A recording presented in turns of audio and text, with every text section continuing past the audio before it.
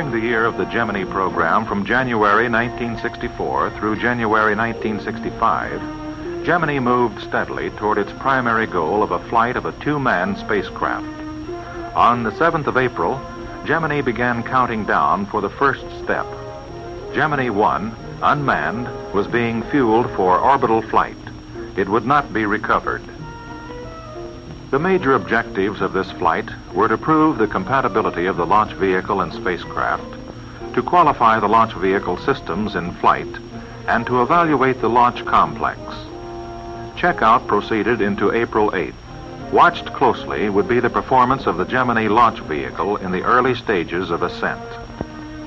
It incorporated design changes to correct the longitudinal oscillations encountered in early flights of Titan II. There were no major holes in the countdown. Within 1 second of the scheduled time, Gemini number 1 lifted smoothly off the pad. It rose high above Cape Kennedy, following the programmed flight trajectory for orbit. 5 minutes and 37 seconds later, spacecraft and stage 2 of the launch vehicle entered orbit as planned. All purposes of the flight were attained. Launch vehicle oscillation was lower than predicted and well within limits for manned flight. GT-1 had now become the 133rd successful major launch of the National Aeronautics and Space Administration. The first Gemini flight inaugurated a concentrated year of successful testing, flight qualification, and hardware production. The second spacecraft moved to Complex 19. Before it was to be launched, Spacecraft 3 joined it at the Cape. The backup flight craft, 3A, was undergoing final tests by the contractor. It would first be used for altitude chamber tests. Concurrently, spacecrafts 4, 5, 6, 7, and 8 had moved into the White Room for final assembly and systems tests. Spacecraft 9 had started structural work on the cabin and rendezvous and re-entry sections. Structural weld assembly had begun on Spacecraft 10. 3 Gemini launch vehicles, 2, 3, and 4, underwent final testing at the contractor's facility and were accepted for delivery. They were followed by GLV-5, which was erected in the vertical test building, and by GLV-6, which was in pre-splice installation. Agena 5001 was successfully static fired at Santa Cruz, California, and scheduled for delivery as a test bed vehicle for facilities and equipment checkout. Agena 5002, which would be the first target vehicle launched for rendezvous, was undergoing modifications peculiar to the Gemini mission. Standard Launch Vehicle number 1 was accepted at the Cape in December. It was erected for pad validation checks. Astronaut training was reinforced by the delivery of essential hardware: 2 mission simulators, a translation and docking simulator, and a part task trainer. During the year, crews for the first 2 manned missions were selected. The program had given them the tools to prepare for the major Gemini objectives: a more sophisticated 2-man space mission which would demonstrate long-duration flights up to 2 weeks, maneuvering in space to rendezvous and dock with another vehicle, and performance of space tasks outside the vehicle. A glance at the spacecraft reveals that it may be divided into 2 main sections: the re-entry module and the adapter section, which mates with the launch vehicle. The adapter houses many of the spacecraft systems and the retrograde rockets. We may therefore subdivide it into retrograde and equipment sections. A full-scale engineering mock-up of the equipment section shows that it contains the electrical power source, elements for environmental control, and electronic components. 10 of the 16 thrust chambers used by the orbital attitude and maneuvering system are also located here. The remaining 6 thrust chambers in the adapter are housed in the retrograde section, along with the 4 solid propellant retrograde rockets. The re-entry module has 3 sections. The first is the cabin, a pressure vessel with 2 hatches for astronaut ingress and egress. Each hatch has a window. The interior of the cabin provides seating, instruments, and control panels for the command pilot and pilot. It also contains food, water, a waste management system, and survival equipment. Forward of the cabin is the re-entry control section. It houses the propellant tanks and thrust chambers of the re-entry control system. The final section of the spacecraft is the rendezvous and re-entry section. It provides latching points for physically docking with the Agena target vehicle, a rendezvous radar package, and it houses the 3 parachute assemblies, drogue, pilot, and main parachutes. Only the cabin and re-entry control section are recovered from a flight. All others are jettisoned during some phase of the mission. At McDonnell Aircraft Corporation, St. Louis, Missouri, sections of the spacecraft are manufactured on an assembly line basis. The sections are then moved into a clean room area for systems installation, systems tests, and final mating with other sections. All Gemini contractors follow clean room controls where external contamination can compromise the reliability of a part. After a component passes inspection in a contractor's clean room, the environment is maintained by sealing it in a plastic bag. It will be shipped to McDonnell, where it is tested again and installed in the Gemini spacecraft without breaking clean room integrity. As the individual sections move through workstations in the White Room, spacecraft systems are installed and tested. Each component is tested in the subsystem, then in the system stage.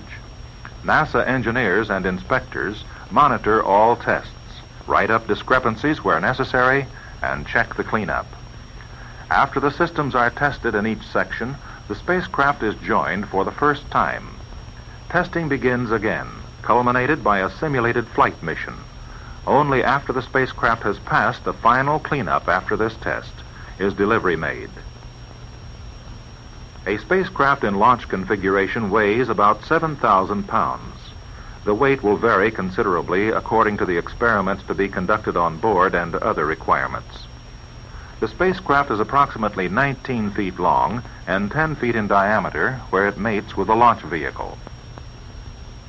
The Gemini launch vehicle is a modified Titan II procured by NASA through the Air Force.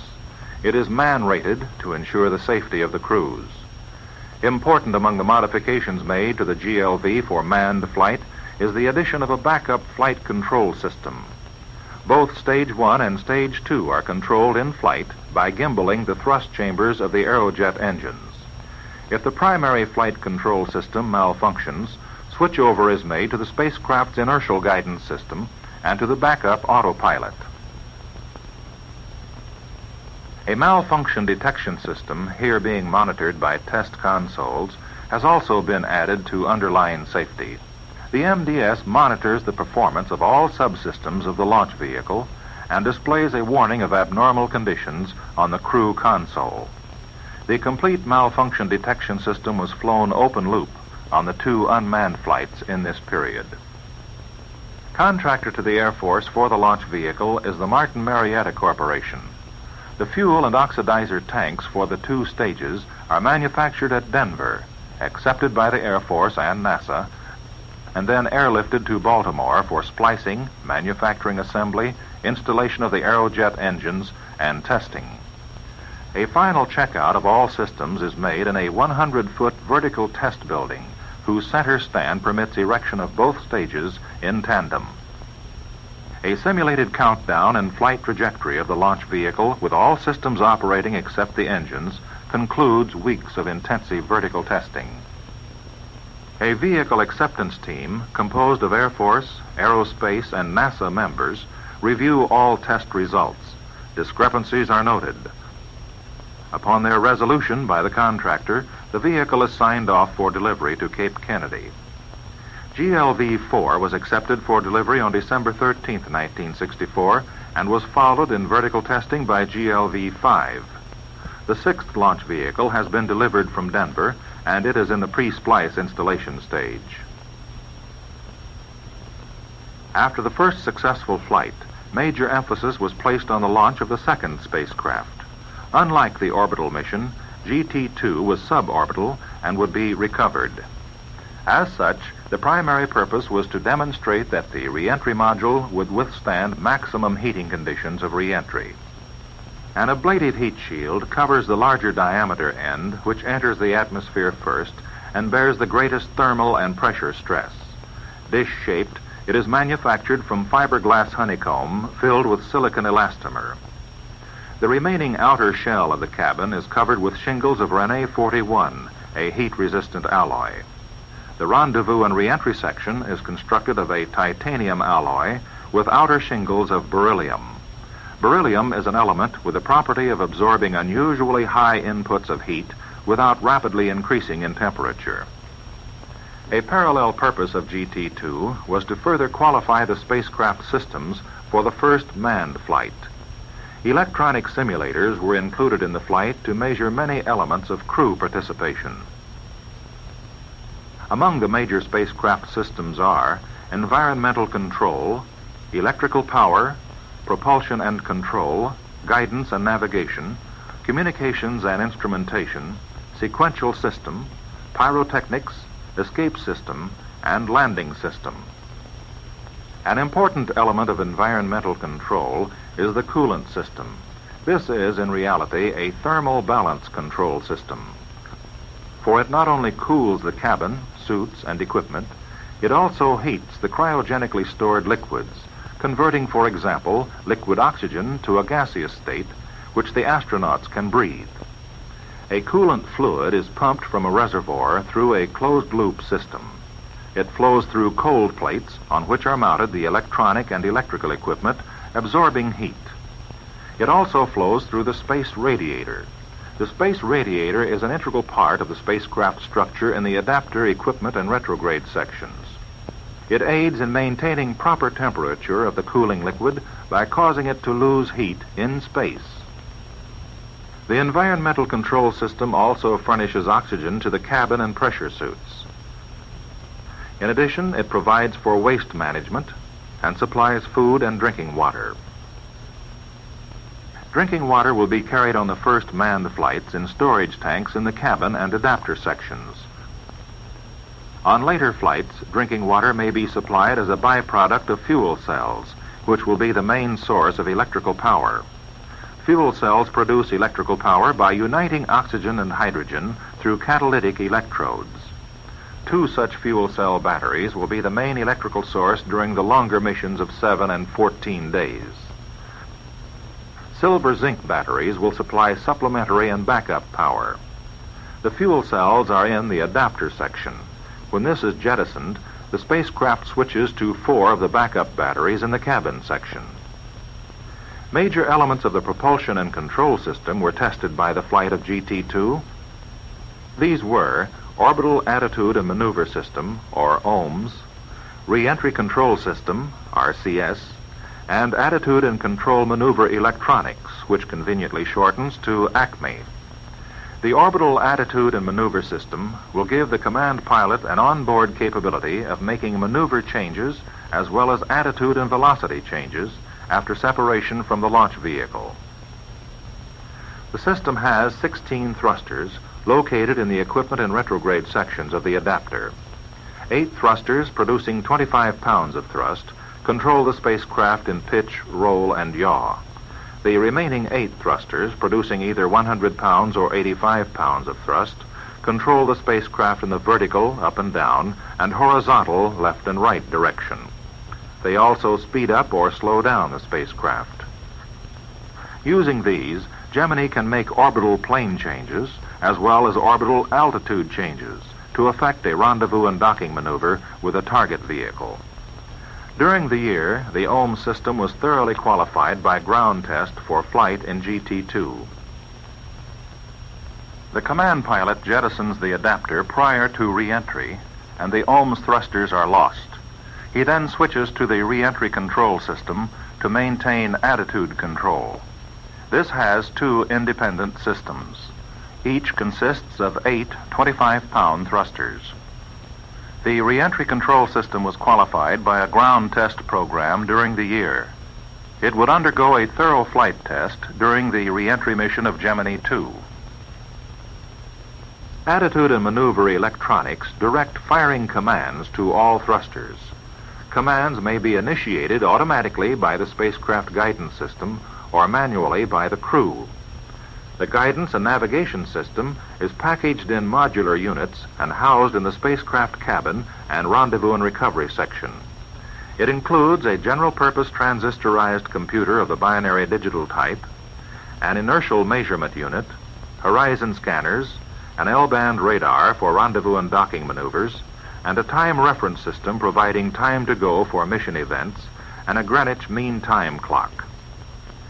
The inertial measurement unit provides attitude data with either inertial reference from the inertial platform or Earth vertical reference from the horizon scanners.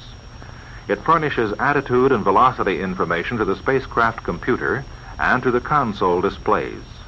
Located within the right crew station, the computer has a solid-state random access memory capable of storing over 160,000 information bits. Both the pilot and ground control can feed new information into the computer, keeping it updated with the mission at all times. It furnishes data to the command pilot for his use in controlling re-entry and landing the spacecraft within close limits of a designated point. Another important function of the computer is to receive and process data from the L-band radar during rendezvous. The Gemini spacecraft maintains contact with the ground through three systems: voice communications, beacons, and telemetry systems. Telemetry monitors both equipment function and the biomedical condition of the crew members. Over 300 separate measurements are recorded and monitored by ground receiving stations. Voice communication is maintained between the ground and the crew by high-frequency and by ultra-high-frequency transmitters receivers. There are two systems, one of which is a backup. 3 types of tape recorders are included in the communication system: voice, biomedical, and data. There are 2 voice tape and 2 biomedical tape recorders in the cabin. They furnish a record of portions of the mission for later detailed study. A continuous record of systems performance is kept by the data tape recorders, which will be particularly valuable for intervals when the spacecraft is out of contact with ground receivers. On command over a station, data recorders will dump this information and begin re-recording with a clean tape. There are 4 beacons: a recovery beacon, which operates on the international distress signal during landing and recovery; acquisition aid beacon, primarily to help in tracking the spacecraft in orbit; and C-band and S-band beacons. The C-band beacon furnishes accurate tracking information to the ground stations from liftoff to jettison of the adapter. The S-band beacon is a backup system. The command pilot controls critical events during the Gemini mission through the sequential and pyrotechnic systems. Chief among these mission events are separation of the launch vehicle and spacecraft, separation of the adapter equipment section, firing of the retrograde rockets as a backup after the clock initiates the signal, and deployment of the parachute landing system. All sections are separated by the detonation of pyrotechnic devices. The solid propellant motors of the retro rockets are ripple-fired by the sequential system at 5.5-second intervals when used for normal re-entry, and salvo-fired for high-altitude aborts. There are 2 abort conditions: at high altitude and low altitude. At high altitudes, the command pilot shuts down the launch vehicle with the abort handle and waits 5 seconds. He then separates the spacecraft from the launch vehicle, initiates re-entry, and flies the spacecraft in.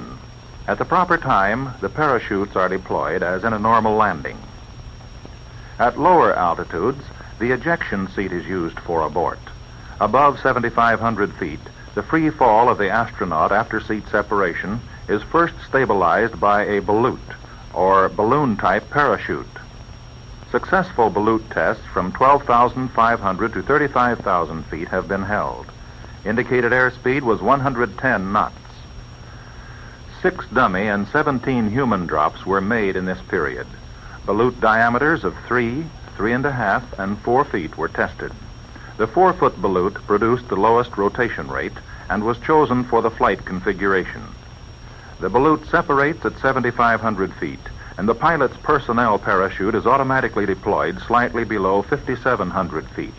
It can also be deployed manually.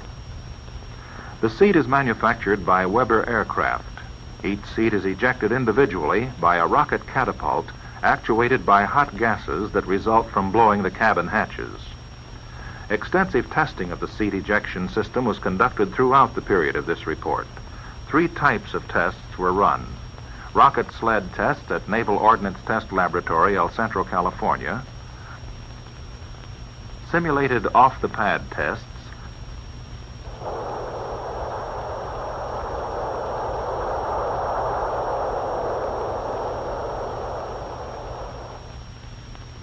And seat ejection from an F-106B aircraft. Although seat ejection was still in qualification testing during this report period, subsequently the system has been successfully tested under actual flight conditions from an F-106B. The final Gemini system, which we shall consider, is the landing system. 3 parachutes are used during a manned mission: drogue, pilot, and main. The high-altitude drogue parachute is deployed by a mortar at approximately 50,000 feet. The drogue parachute has 2 functions. It stabilizes the re-entry module and deploys the pilot parachute. The pilot chute separates the rendezvous and re-entry sections from the re-entry module. At the same time, it deploys the main parachute, which is first reefed to reduce the initial shock. After the main parachute is fully inflated, the spacecraft shifts from a 1-point to a 2-point suspension. This positions the re-entry module in the proper landing position with its nose 35 degrees above the horizon for landing in water. Continuous astronaut training parallels Gemini hardware development. We can distinguish 4 areas of emphasis in astronaut training: monitoring and evaluation of engineering design and hardware, test participation either as observer or active subject, flight simulation, and formal academic courses in the basic disciplines underlying space exploration. The future Gemini pilot comes into the program as a trained engineer-scientist. He acquires a particular vantage point as an astronaut to share with other Gemini engineers. Much of the astronaut's time is scheduled for visits to contractor facilities, familiarizing himself with the hardware, and participating in tests. Test participation is a major area of astronaut preparation for a mission. Astronaut James Lovell, along with NASA engineer Gordon Harvey, were the subjects for the first seaworthiness test of Static Article 5. Held in the Gulf of Mexico on April 4, 1964, the test sought to demonstrate the seaworthiness and stability of spacecraft structure during a delayed post-landing recovery. The test would also check out the onboard systems, particularly communications, electrical, and environmental control. It would study the physiological reactions of the subjects under the constraints of spacesuit, cabin, and sea conditions. After 2 hours, the test was terminated because of operational deterioration of some equipment in the spacecraft. A post-landing inspection revealed corrosion in the environmental control and electrical systems. NASA and McDonnell crews reworked the spacecraft and went back into the Gulf ready to run a successful test. Wind that day was approximately 10 knots and rising, and a hurricane threat eventually terminated the test. But it had run 16 hours and 35 minutes, sufficient time to demonstrate that the onboard systems would now function well in a delayed recovery. Although the astronauts, Lovell and Bean, were uncomfortable because of the temperature within the spacecraft, a later test confirmed that this can be improved by partially opening the cabin hatch and by removing the pressure suit after 2 hours. The Gemini pressure suit is an advanced design of the earlier model. The suit has an improved circulation system and incorporates other changes, chiefly in the helmet and glove design. An outer layer of nylon and mylar replaces the aluminized coating. It offers insulation and protection against cold and space particles during the extravehicular tasks planned for later missions. Astronaut Schweikert conducted an 8-day evaluation of the suit. He flew in a jet aircraft to test it under high-gravity conditions, underwent flight simulation in the mission trainer for 4 days, and wore it during centrifuge tests at Ames Research Center. On October 26th, he removed the suit for the first time in 8 days. Biomedical instrumentation had functioned satisfactorily. The suit design presented only a minor moisture problem in the glove area, which has since been resolved. The most important single piece of hardware which the astronaut uses to prepare for a flight is the mission simulator. The 2 Gemini mission simulators were delivered to NASA during the year. The first, stationed at Cape Kennedy, has the GT-3 configuration.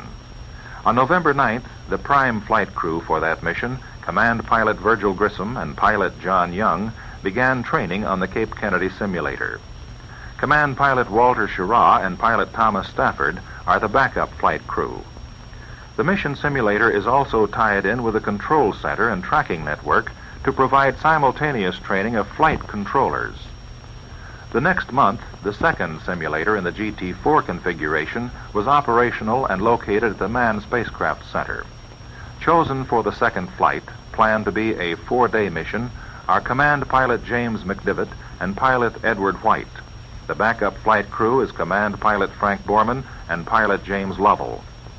The simulators are computer-driven and controlled by an instructor at the console. The instructor can program a part of the mission or the entire mission from pre-launch to post-landing on tape. Critical portions of the mission can be rerun and emphasized. Problems and errors unknown to the astronauts can be introduced at any time by the instructor. The crew must immediately recognize the problem, evaluate it on the spot, and take corrective action as though faced with that problem in actual flight. Crews for GT-3 are scheduled for approximately 120 hours of mission simulator training. This may be compared with the estimated 5 hours of the mission itself. Training in rendezvous and docking was made possible with delivery of the Gemini Translation and Docking Simulator at the Manned Spacecraft Center in August. 2 separate pieces of hardware are involved, a full-scale model of the Gemini crew station and the docking end of an Agena target vehicle. Both are mounted on steel rails supported by air bearings. The trainer simulates the last 100 feet of a rendezvous and docking mission, and the pilot is again faced with a probable introduction of errors in the programmed run by the instructor before he completes a successful docking maneuver.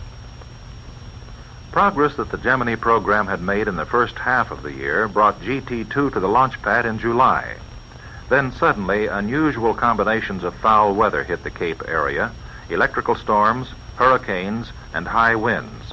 It was unique in the launch history of the Cape. Lightning struck in the near vicinity of the GLV on August 17th. Although the launch vehicle was not damaged structurally, a thorough systems check was mandatory, and many systems were replaced. 2 hurricanes swept in from the sea and over the launch complex before the checkout was completed. For safety, the vehicle was twice de-erected and stored in a hangar. GLV-2 was checked out for damage and recycled in test. After an attempted launch on December 9th was automatically shut down because of a primary hydraulic system failure in stage 1, the final countdown for GT-2 launch began early in the morning of January 19th.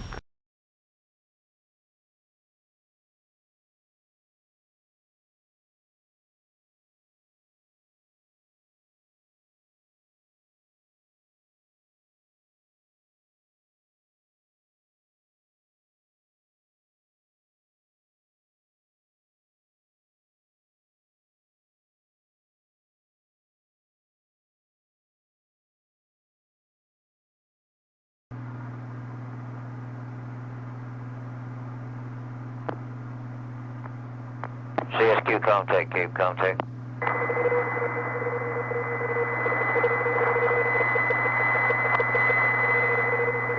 CSQ contact, Cape contact. Contact CSQ Capcom, go ahead.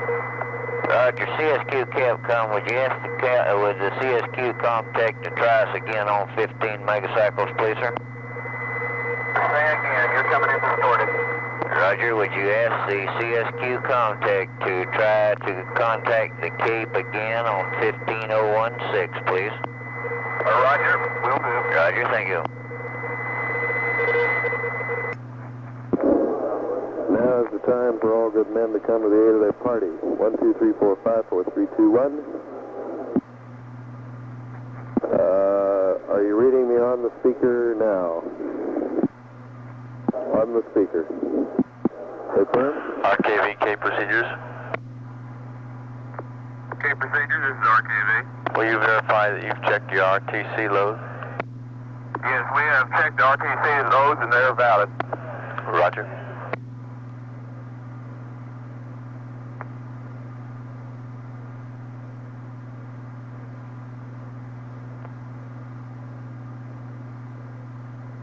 RKV Capcom, Cape Contact. Cape Contact, this is RKV Capcom. Roger, would you ask the RKV Contact to try us again on 15016, please? 15016. Roger. Roger, will do. Roger, thank you. CSQ Capcom K procedure with a voice check. How do you read? CSQ Capcom, read you loud and clear. Our RTCs are loaded and verified. Roger, I understand RTCs are loaded and verified. What is your station status? Our station status is green. Roger.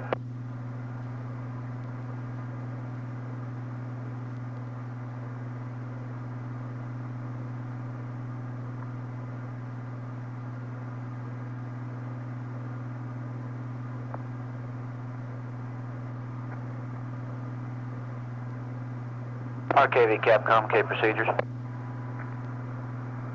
K procedures, RKV Capcom. Go ahead. How are you set up on your cam metrics now, Ed? Okay, we are now green on both cam matrices. Roger, I understand. How about your rest of your station? Are you green everywhere else? Say again? Is the rest of your station green? One UHF transmitter is red. Roger, I understand. One UHF transmitter is red. Affirm. Roger, thank you. CSQ MNO, this is network, over. Network, this is CSQ MNO, go ahead. Roger, are you maintaining communications with the carrier? One of the frequencies they are monitoring is 389.8. Over. Network, this is CSQ, say again your last. Roger, request to know if you are maintaining communications with the carrier Lake Champlain, and their frequency is 389.8. Over. Network, this is CSQ. Negative, we are not maintaining communications with the carrier. We cannot monitor 389.8 due to the fact that our transmitter and transceiver is up on the UHF frequency at this time for air to ground. Over. Roger, roger, and if you get any type of interference, will you notify us immediately? Over. Network, this is CSQ MNO. That's affirmative. We will, however, we have not experienced any interference at this time. Also, be advised, we do not have an extra receiver or transmitter to put up on that frequency. Over. Roger, understand. Thank you very much. Network out. CSQ out.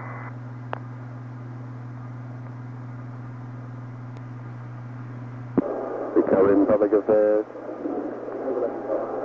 Recovering public affairs. Hello, hello. Hello, hello.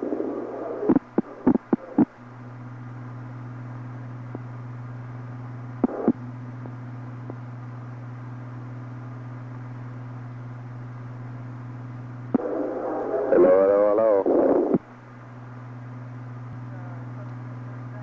Test 1, 2, 3, 4. 1, 2, 3, 4. Was I on it?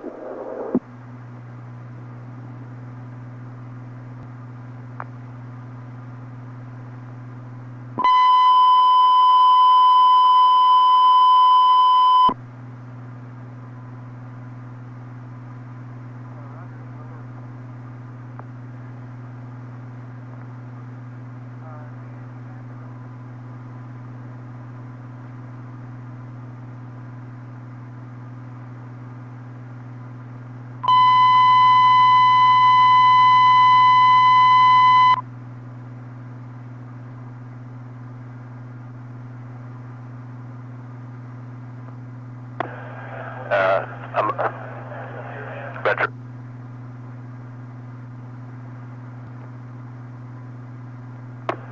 RKV Capcom K procedures. Okay, procedures, RKV Capcom. Stand by for mission rules review. Roger. CSQ Capcom, K procedures. Okay, procedures, CSQ, go ahead. Stand by for mission rules review.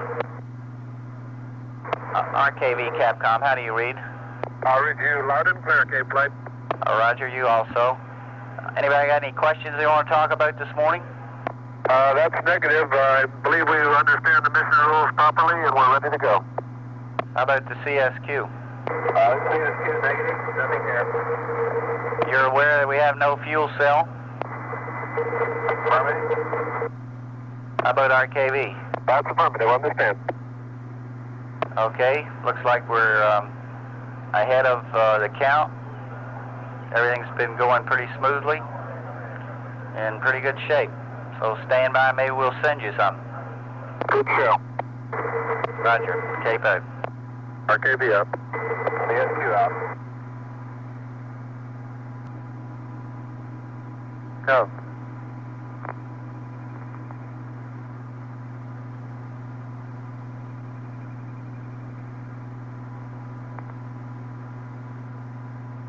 Knots, did you say? Roger.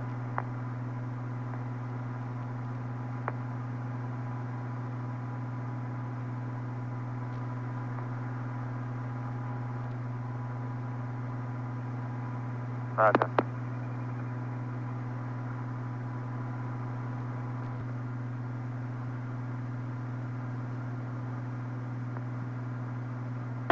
RKV, Cape procedures. Okay, procedures, RKV Capcom. Let me give you a time hack, Ed. We're going to launch about a minute after the hour. Go ahead. On my mark, we'll be at T-minus 50 minutes and 30 seconds. 1, mark. Okay, I'm not with you. Okay, Okay, we'll set up for 50 minutes. Will you give me a time hack? okay. 20 seconds to go, Mark.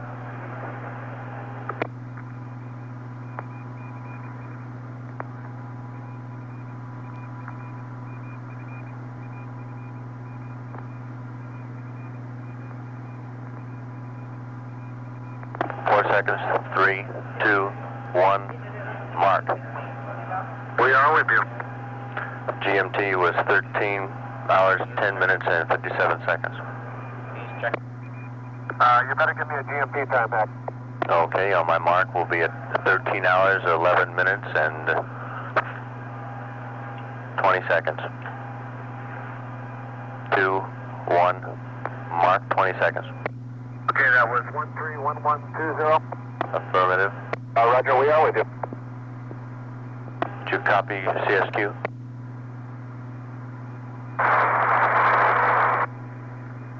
CSQ, Cape, did you copy?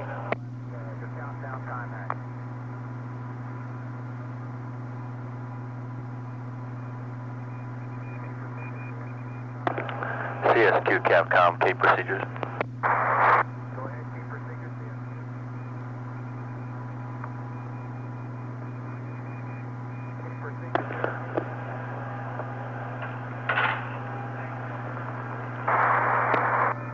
Voice control, Cape. Go ahead, Cape. Did you copy CSQ? I can just barely hear him. He's way down under. He's unusable at present. I'll check. Roger. Thank you.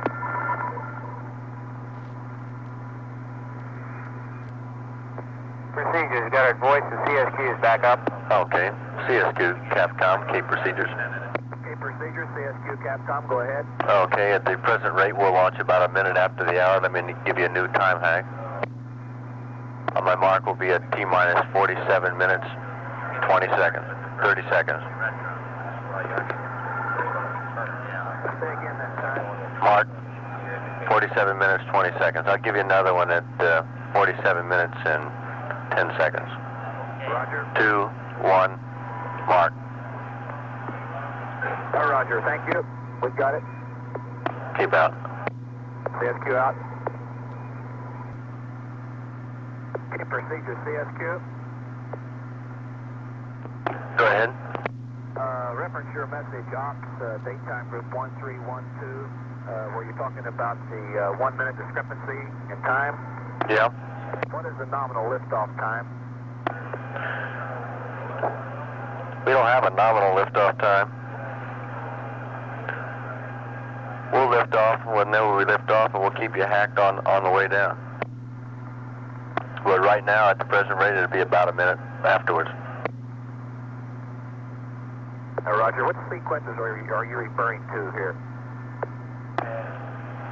Oh, they mean pad sequencing. In the pad sequencing? Right. Roger, understand. CSQ out. Cape out.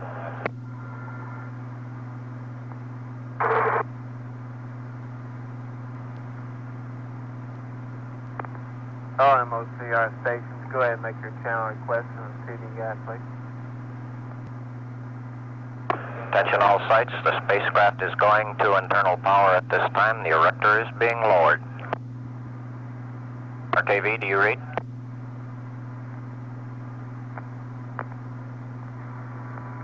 RKV Capcom AFD, how do you read?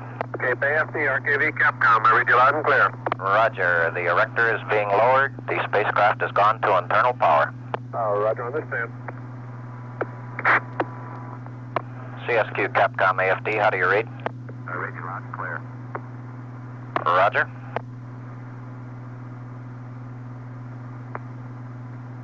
Back to the RKV, got it? Go ahead. Roger, we'll stand by here.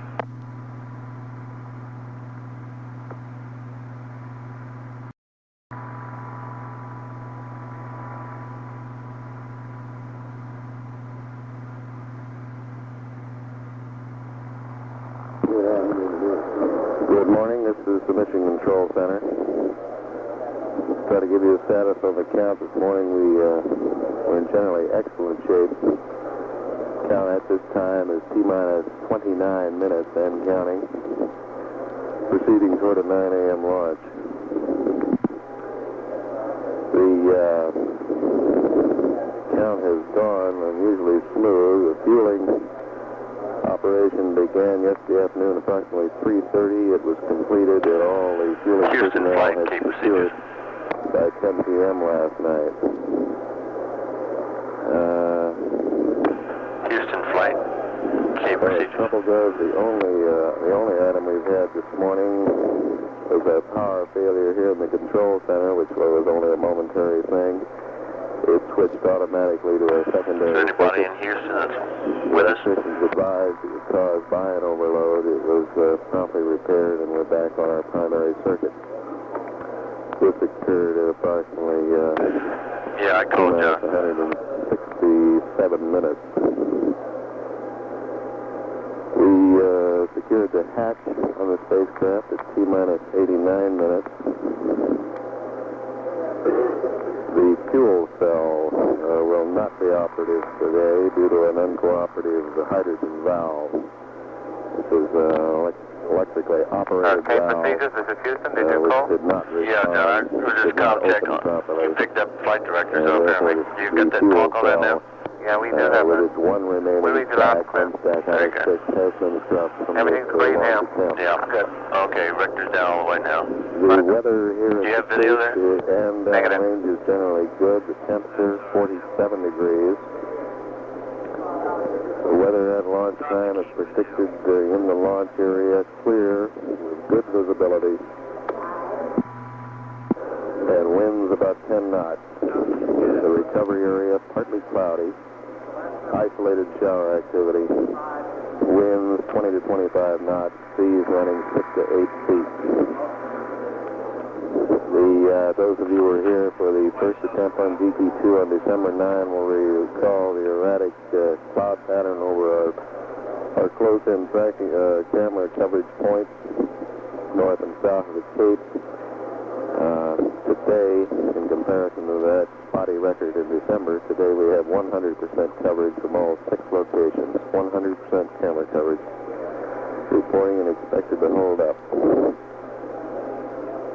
The count at this time is T-minus 27 minutes and counting. Everything proceeding very nicely. Over.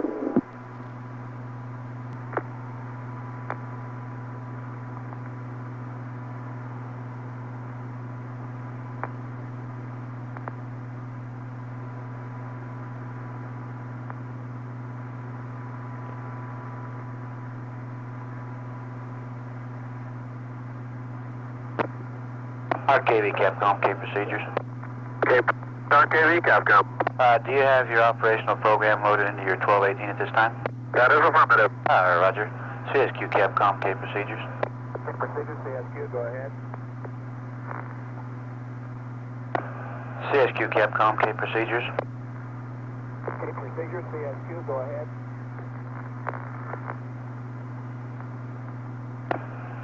Voice control on my end of CSQ. That's affirmative. He's way down. Standby 1. Roger.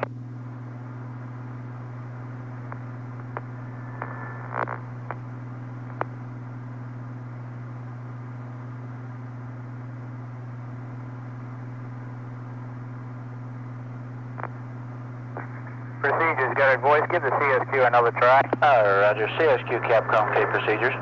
Procedures, CSQ, go ahead. Do you have your operational 1218 program loaded at this time? That's affirmative. Roger, thank you.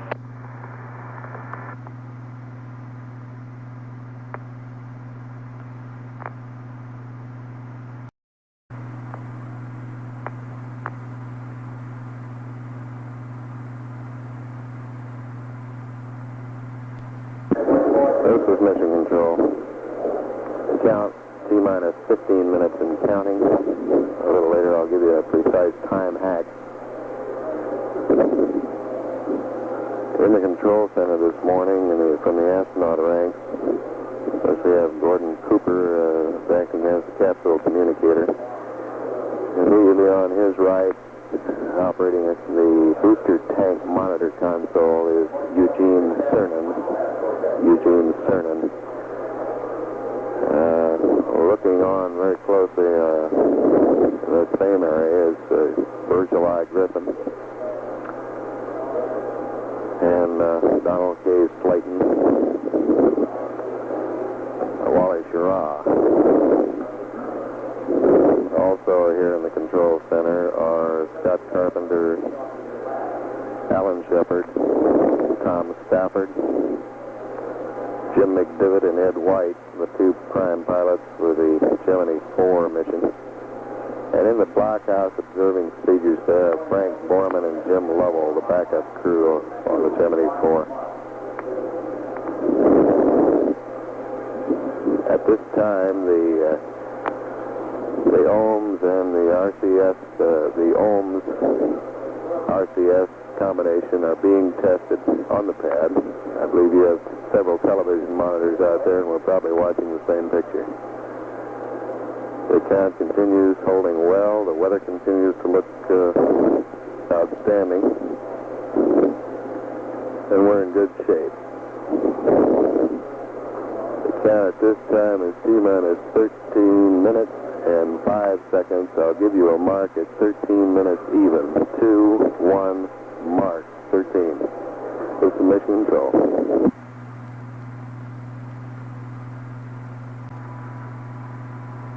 Goddard voice, RKV Capcom.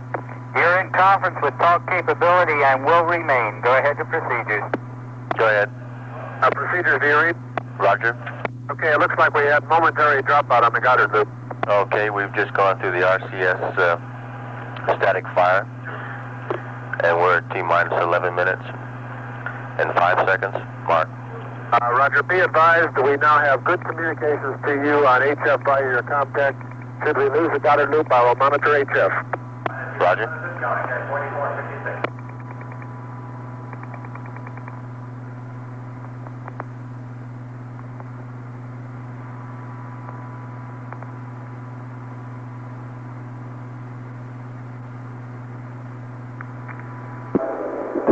Testing. 1, 2, 3, 4, 5, 5, 4, 3, 2, 1, over.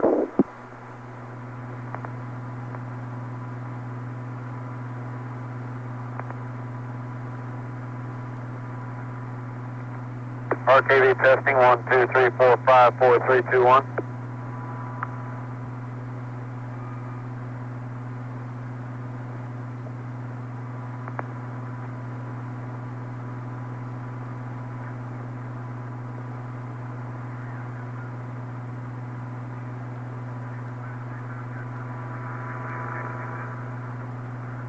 This is Mission Control. The count T-minus 10 minutes. T-minus 10 minutes and counting.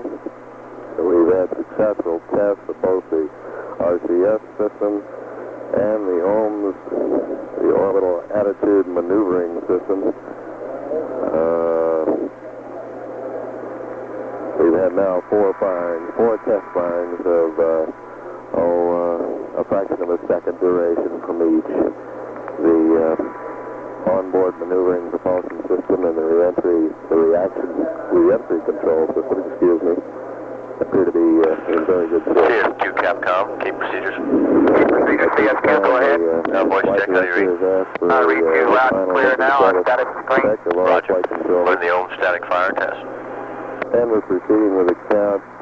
Say again, lad. Coming up on We're T-9 in the ohm static fire test at this time. Mission Control. Roger. T-minus 9 minutes. Roger.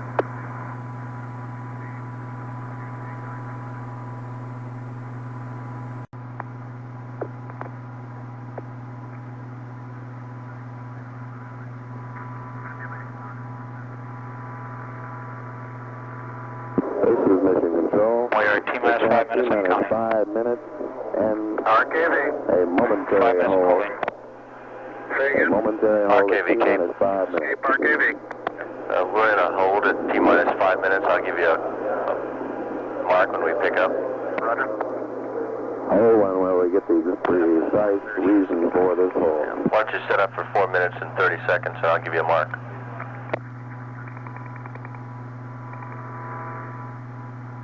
CSQ, you copy? Roger, CSQ copies. Give me a roger every once in a while, will you? Roger, I'll give you a roger down the lift off, and then I'll shut up. Good show.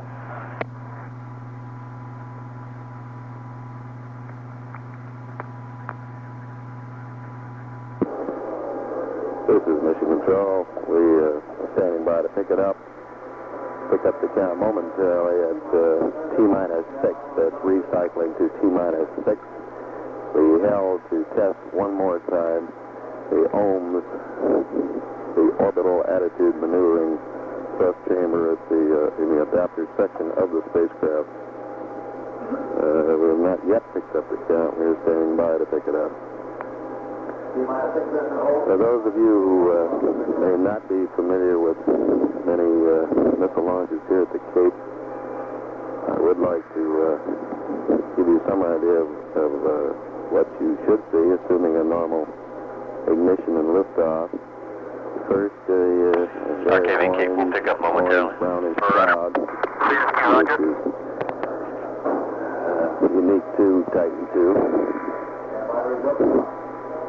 A few seconds fire on the pad, lift off at T+5 T-minus 6 minutes and If counting. you're watching some part of the bird sharply, you'll observe the start of the roll I'll give you a mark at program. 5 minutes and The 4 bird minutes is and 30 knocked down seconds. on the pad at a heading of 85 degrees.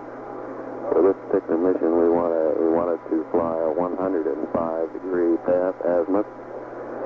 So the bird must be rolled from 20 degrees. This program is initiated at +5 seconds. It continues through +20 seconds, followed by a 3-minute hold. Go ahead. At this point, at approximately +23 seconds. I'll give you one at 5 The also. pitch program is started, 20 seconds to and go. this pitch program in approximately 3 or 4 steps is continued throughout the powered phase of flight. We're winding up RKV, Cape. at a point downrange. Do you understand the report we won on the a negative blackout angle, LOS? downward angle of some 2 degrees. Roger. 5 minutes. This is Mission Control counting at T-minus 4 minutes and 52 seconds.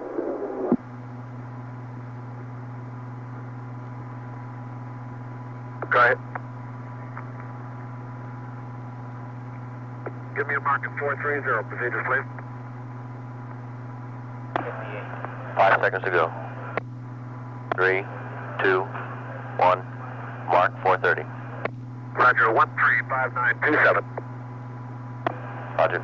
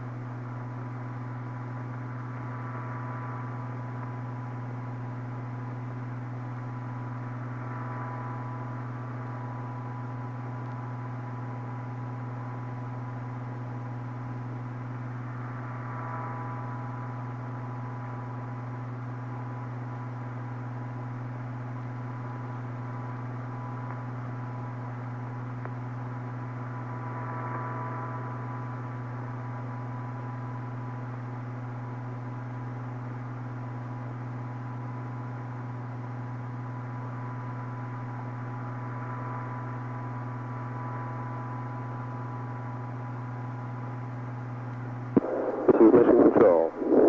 T-minus 3 minutes and counting. T-minus 3 minutes and counting. Count proceeding satisfactorily at this time with no anticipated problems.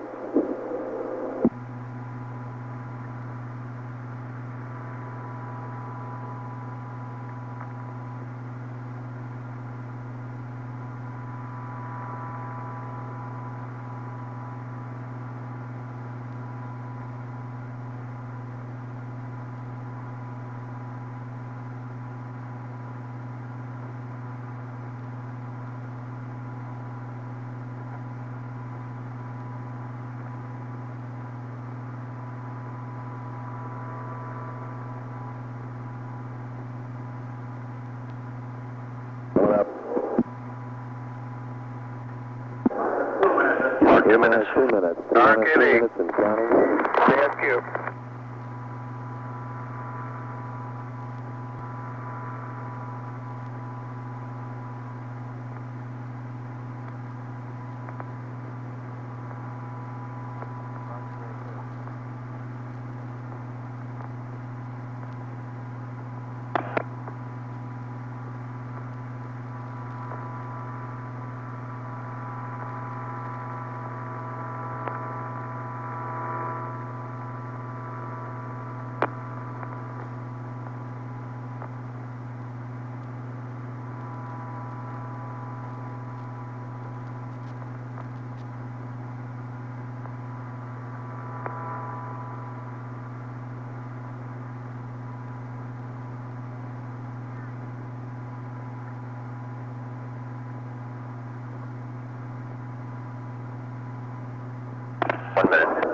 T-minus 60 seconds. CSQ, roger. And we're going internal power. Roger. T-minus 60 seconds. CSQ, roger.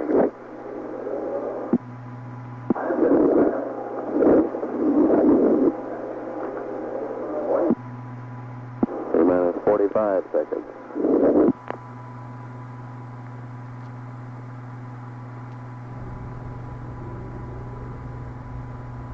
Houston, Cape, do you read? Coming RKV. T-minus 30 seconds. Houston flight, Cape procedures, do you read?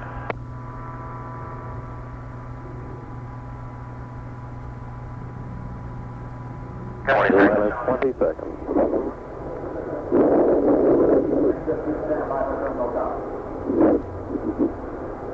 Advise to stand by for the turn 9, count. 10, 8, 7, 7, 6, 5, 4, 3, 2, 1. 0. Stand by.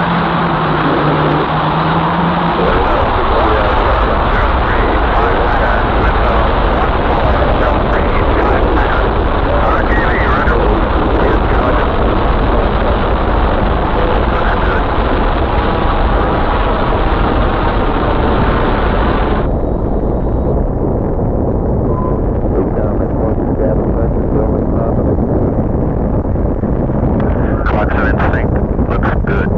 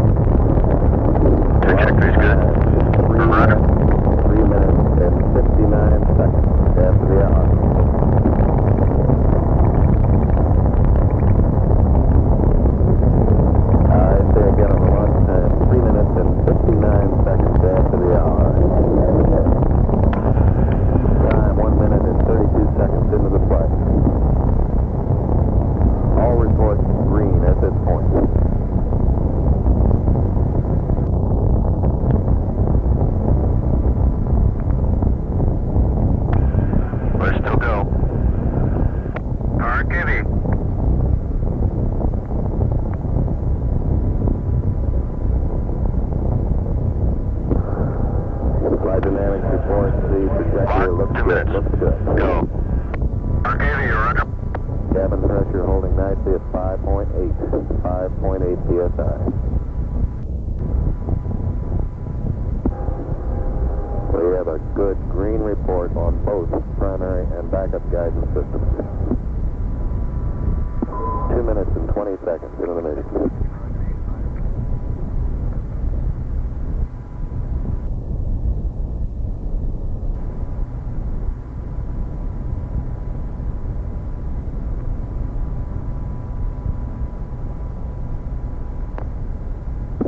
We've got second stage thrust good.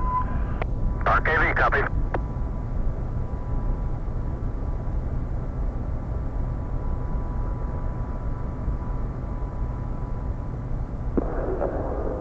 And 54 seconds in, we can confirm BECO. We have good, Check green systems a to good go. turn on that second stage, 3 minutes into the flight. RKV is UHF down. Roger, all yours. Telemetry solid. Guidance 3 minutes. report, it looks real good in the upper part of the reel. Good UHF down. Nose of the scanner firing jet.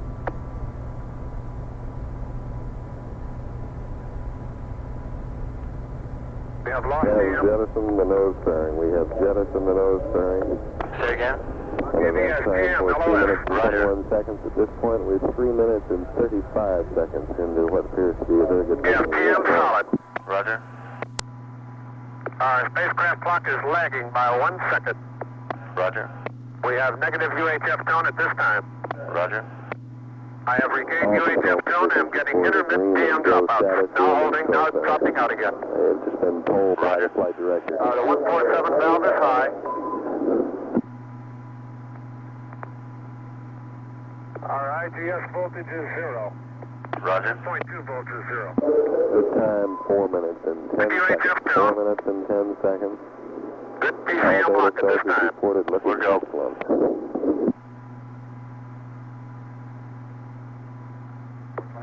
Getting PCM dropouts. Now locking up again. I've lost UHF tone. Understand. 4 minutes and 35 seconds. 4 minutes and 35 seconds. Approximately 1 minute from now, we Have good should PCM have at the this tail time? engine cut off. Now lost PCM. Now locking up again. Still holding is excellent. Have regained UHF tone. Good PCM.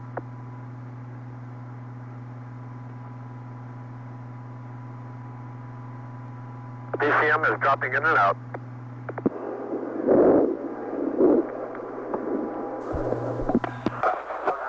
This is Mission Control. We've had a power failure here in the Mission Control Center. Our displays are out.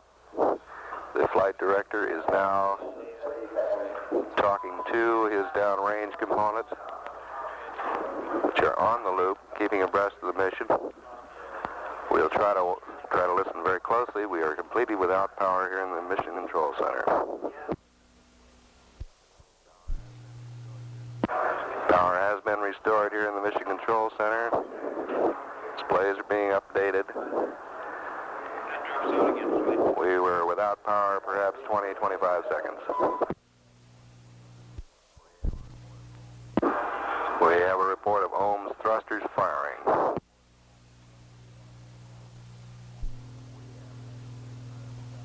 We have had spacecraft SEP. We've had SECO and spacecraft SEP.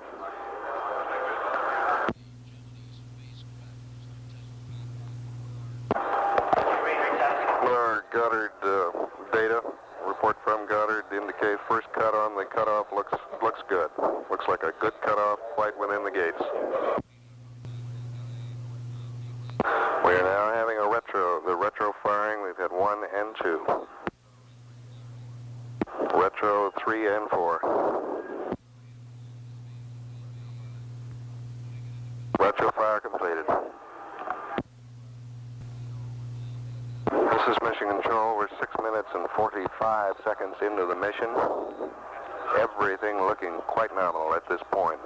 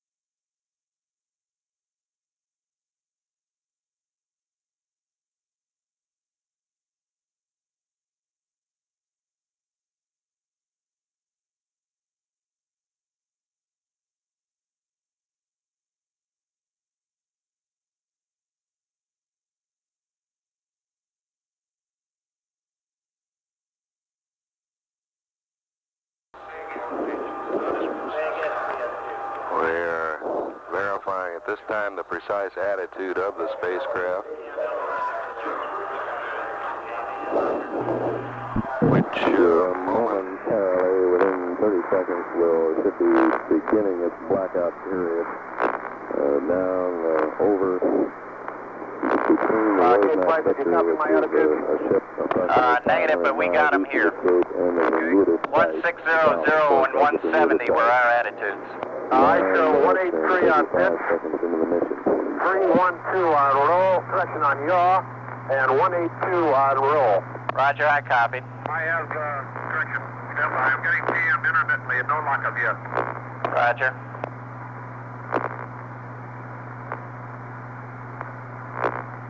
I have PCM solid. Roger, understand. It's intermittent. I'm not showing you. I've lost it again. I don't have retro SEP. Roger. 10 minutes. T plus 10 minutes. This is the period of the maximum heating rate. CSQ had UHF tone. Say again? CSQ had UHF tone and intermittent PCM. Roger, understand. You still have no retro jet. 10 minutes and 25 seconds into the mission.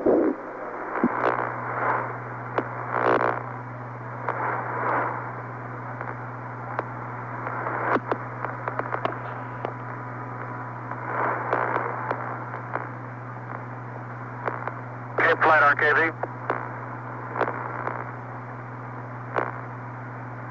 Cape Flight RKV. Stand by.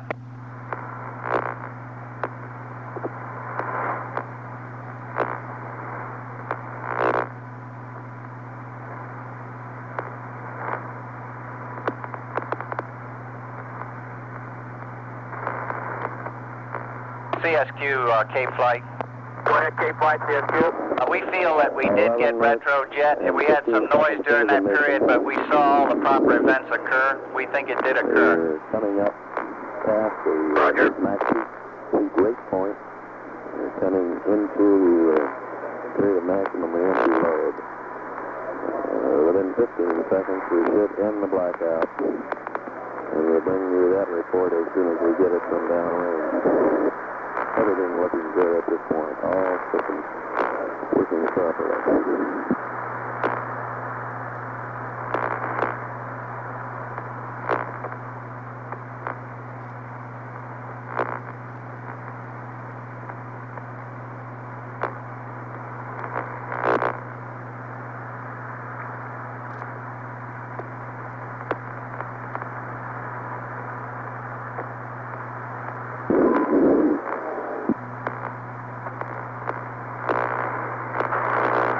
CSQ, standing by for your report. CSQ, roger. RKV, can you give us a TMLOS? 12 minutes and 20 seconds into the flight. TMLOS for RKV plus 9 minutes and 15 seconds. 9:15, thank you. Plus 9 minutes and 15 seconds. Understand. Flight RKV Capcom, I was showing a retro SEP light, but I won't confirm it. I had intermittent PM. Roger, that's the same thing we had.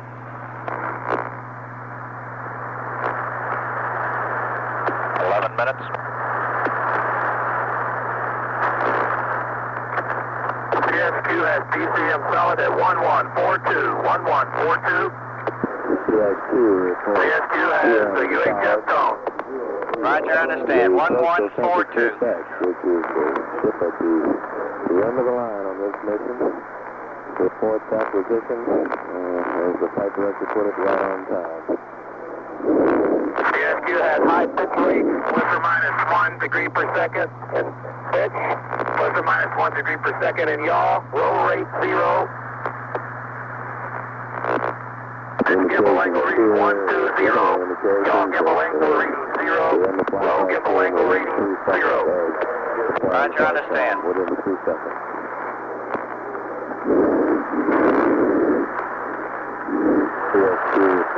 Let me know if you start taking up. CSQ has ring A and ring B, thruster activity. Roger, understand. CSQ has tape playback. 14 minutes. CSQ has tape playback, roger. CSQ CSQ received dump at 1249. 1249. And at this point, we'd estimate we're about a little over 5 minutes. We've got PCM LOS. 5 minutes from landing. PCM appears to be dropping in and out. Systems, all the remaining recovery systems continue in the pattern of the other systems. All systems appear to be go.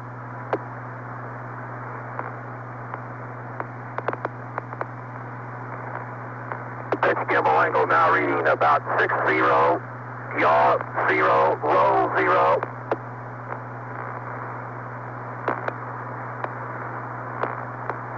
All rates are fluctuating above 0 on all 3 axes.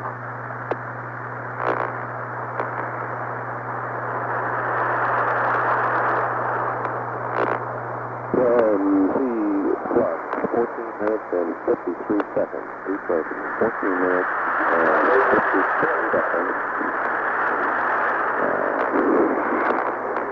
I'm awaiting confirmation of...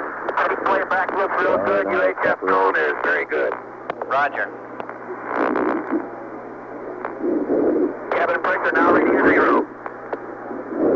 We have had front Roger. valves operation. We're down in the area of main chute deploy. We're looking for confirmation on that. CSQ reports the cabin pressure as programmed has dropped to 0 as the relief valves open.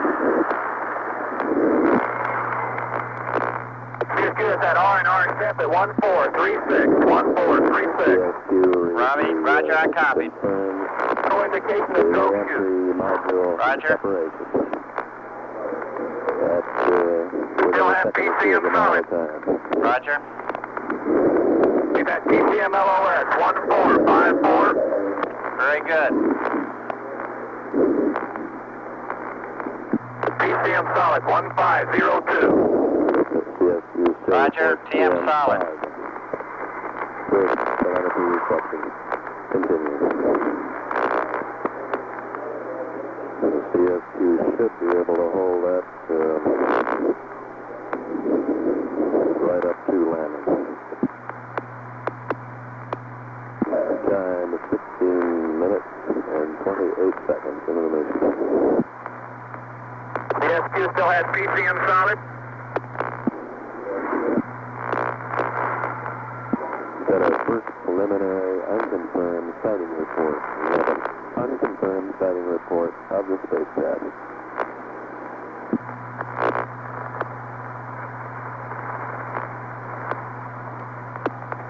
TM cannot confirm drogue shoot.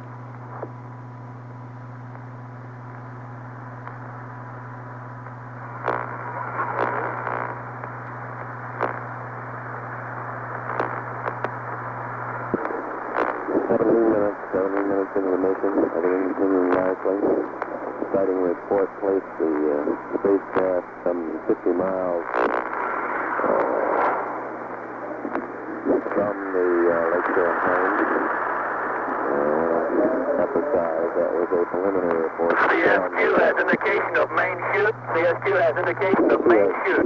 Roger, understand, main shoot. Reporting indications of Can you give us a successful time? deployment of main shoot.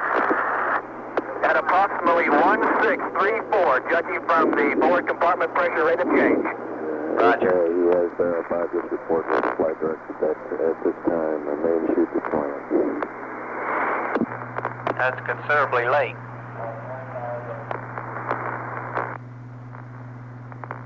Eighteen minutes into the mission. Solid. CSQ Say again? still has TM solid. TM.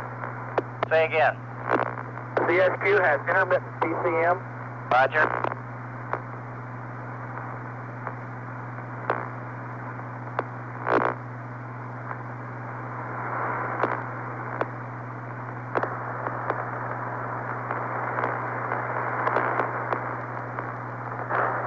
Time 18 minutes and 30 seconds.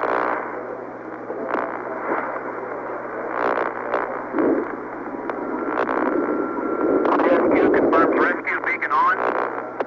CSQ has just advised the rescue beacon. The rescue beacon in the spacecraft and the automatic Say again? finding mode is on. Rescue beacon on.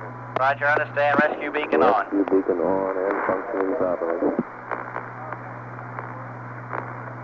PSQ still has UHF 19 on. minutes. Roger. 19 You minutes. still have PCM? That's affirmative. PCM solid. What is your elapsed time? Say again, K-Flight. What's your present elapsed time? 18. Roger. We have PCM LOS at 18. Roger, understand.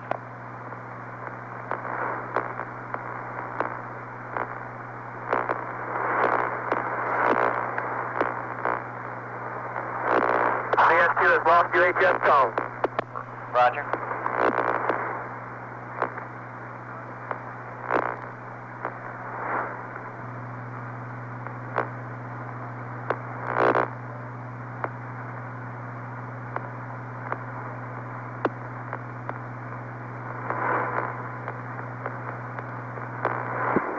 Time right, 20 minutes. 20 minutes and counting.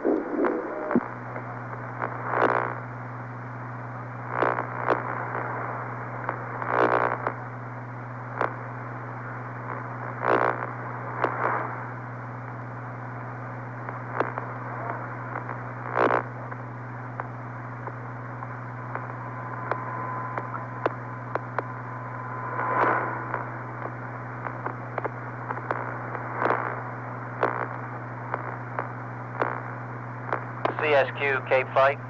Go ahead, K-Flight. You confirm you got good recording on the playback.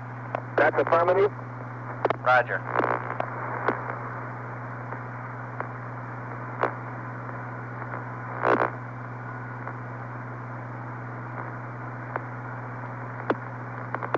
Mission control, approximately 21 minutes into the mission.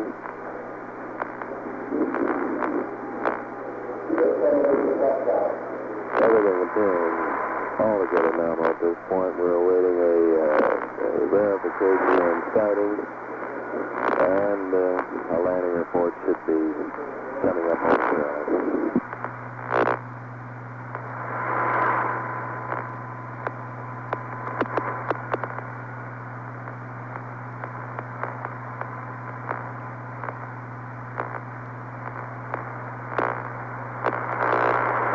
K-Flight, CSQ. Stand by.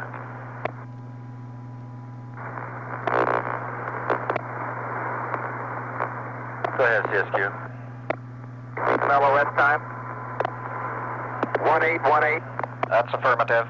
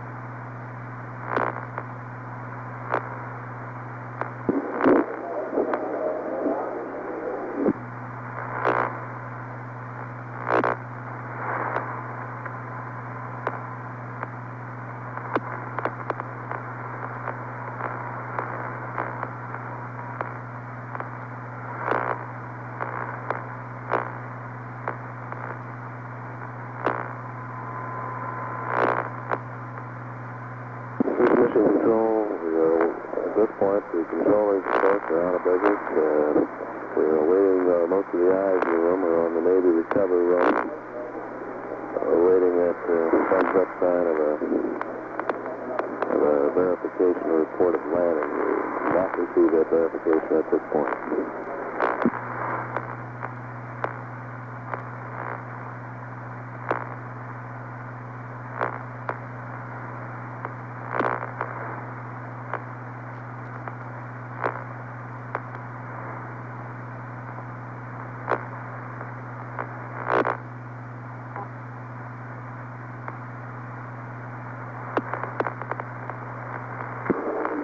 alert on that power failure here in the Mission Control Center. It was a momentary failure. I would estimate about 20 seconds. We'll have to get a precise fix on that later. But in the history of Mercury and Gemini, such a failure has not occurred during the mission.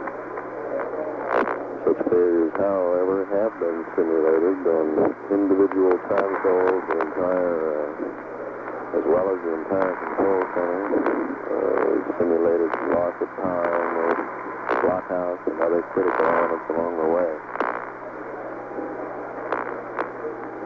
In view of the simulation, I'd say that the rather abrupt situation caused almost no consternation among the controller element here.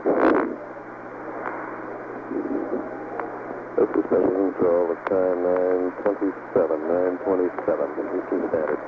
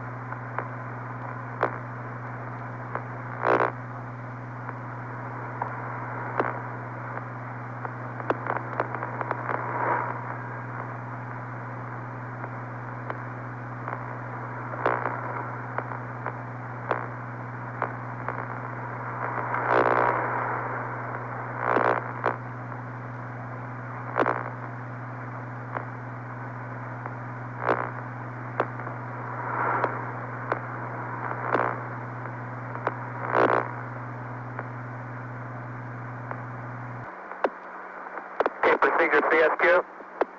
Go ahead. We have HF beacon. Oh, roger.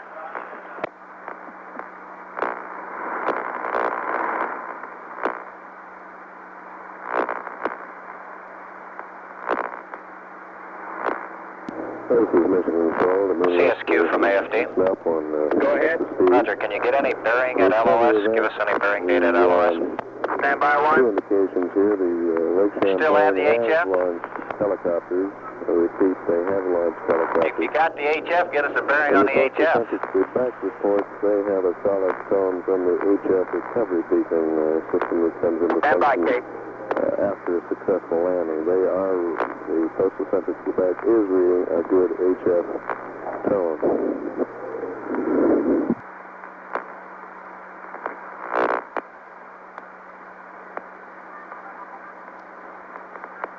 Cape Flight, CSQ. Go ahead. Our bearing at PCM LOS is 287. 287. Roger, Funnel understand. nominal. This is Mission Control. I have just conferred with the operations director. He says he's satisfied the spacecraft is on the water. He's satisfied that it's floating satisfactorily, just based on the tone. The recovery beacon being read by the Coastal Census Quebec. He tentatively estimates its position at some 60 miles, some 50 miles north of the Lake Champlain, the primary recovery vessel.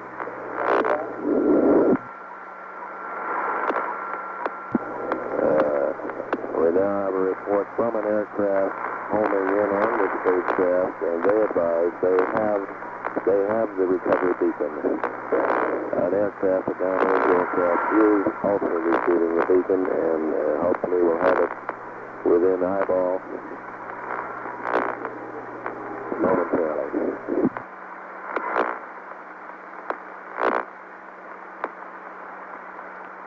The landing point seems to be centering down on the latest advisory from recovery some 40 to 50 miles north of the Lake Champlain.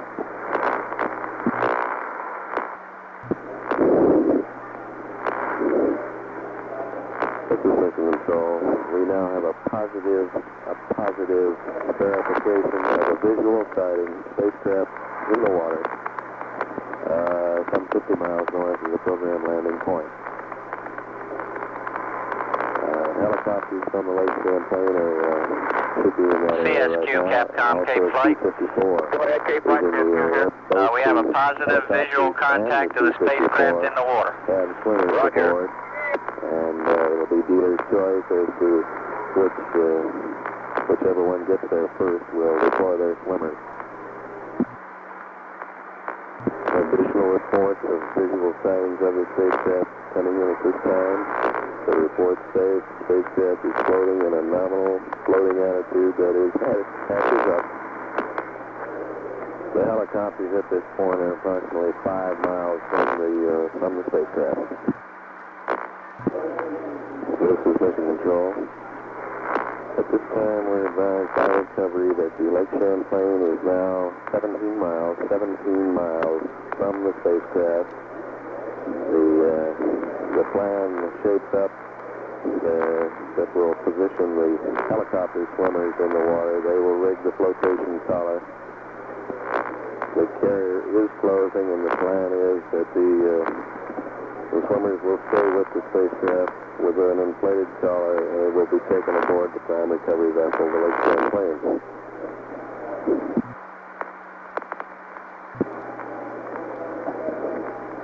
This is Mission Control. At this time, we've had a verification. The spacecraft is floating very nicely.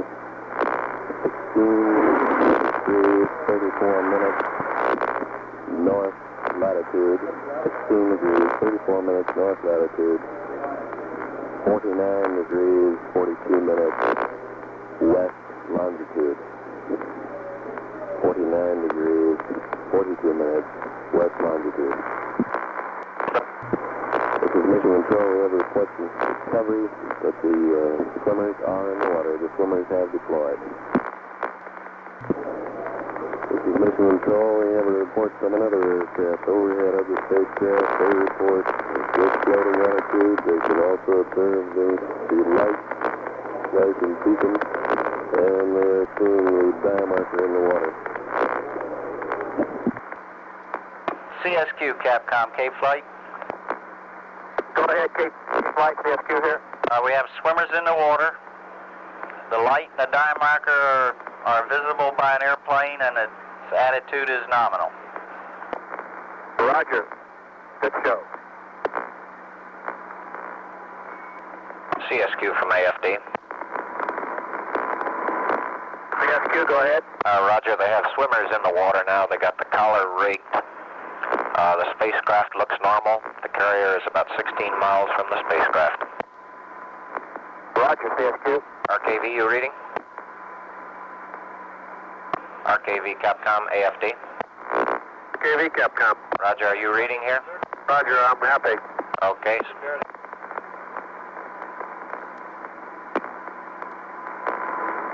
Houston Flight, Cape AFD, do you read?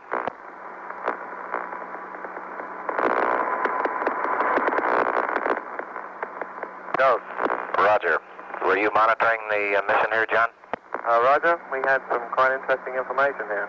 Yes. We did too, up until it stopped. Say again? We did too. This is Mission Control.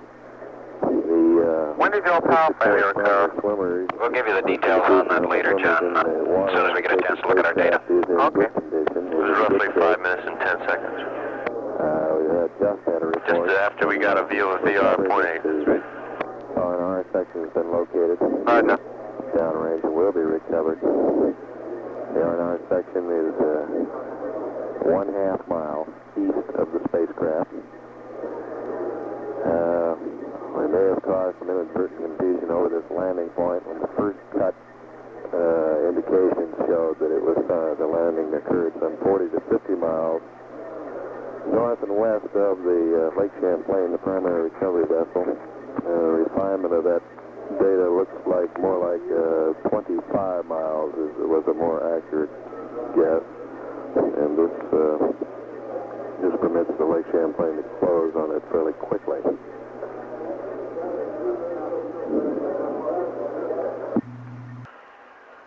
RKV CSQ, do you read?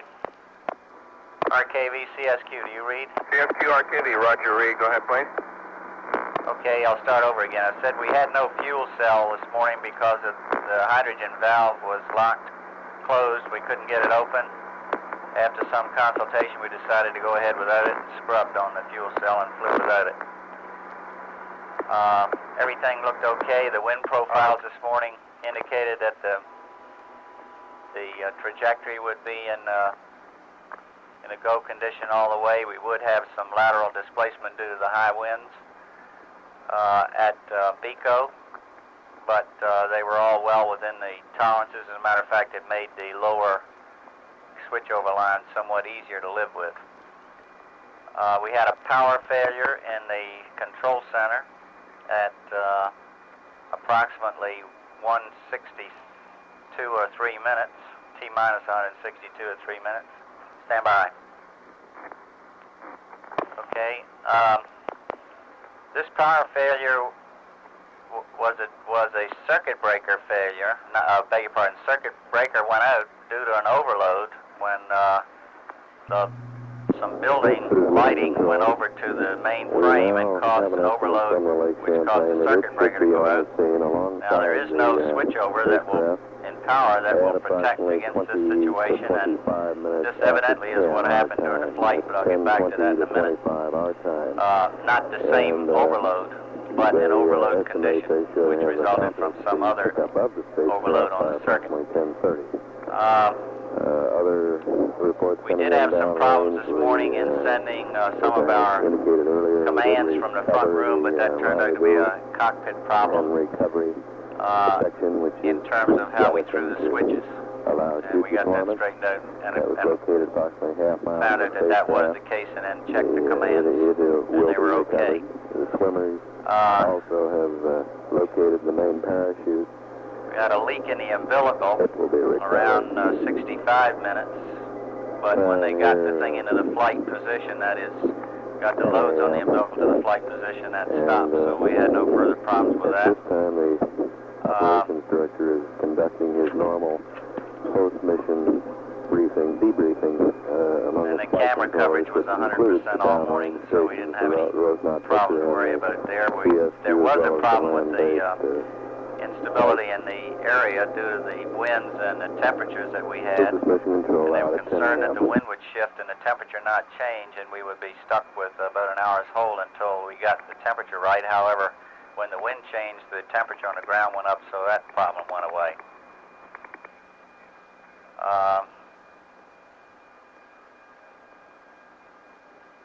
No other important aspect of the count until we got down to the point where we were ohms firing, and we were obviously having trouble there again getting a hot firing out of the ohms system. No trouble at all out of the RCS system. We had the same drooling conditions, although it appeared to me this time we had a lot more oxidizer in the system coming out than we did in the last operation. Right.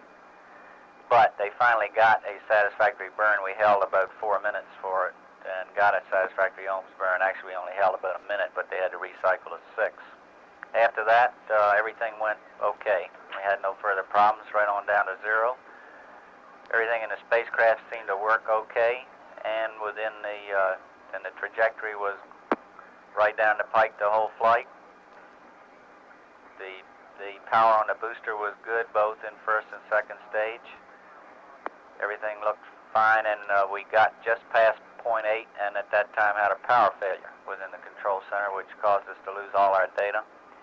And I immediately switched to the CSQ, and I hope the people in the back room were listening to the CSQ transmission. They gave us all the inputs, which indicated that the spacecraft SEP had occurred properly. I did not send the spacecraft SEP command simply because I had no time base, and I was somewhat concerned that I didn't know what the time was, and since I got the report of spacecraft SEP and burn indications, I decided not to throw it. Everything looked okay there. By that time, we had gotten the power restored about the time just previous to Retrofire, and we began to get our reports back from internally here in the control center. At the time of Retrofire, we were able to read the Retrofire attitudes of minus 160 in pitch, 0 roll, and 170, 0 yaw, and 170 in roll, which we used in the computation to get our IP, and our first IP was 1651 5018 based on the Burroughs data, and that was probably in the right ballpark. We later got a couple more from the Mistram data and the IP data.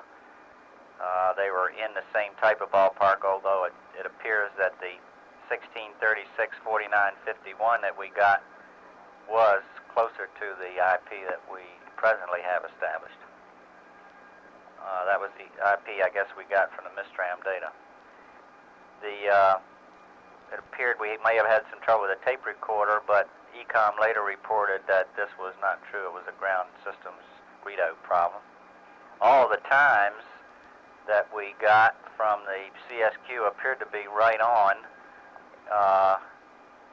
or within reason anyway. The blackout appeared to start at 9 plus 15, which is about 9 seconds from normal, and it came out of blackout at 11:42, which is 3 seconds early. We got tape dump at 12:49, which is exactly nominal. All the systems appeared to work okay. The spacecraft attitudes looked good at that time and looked like it came in properly.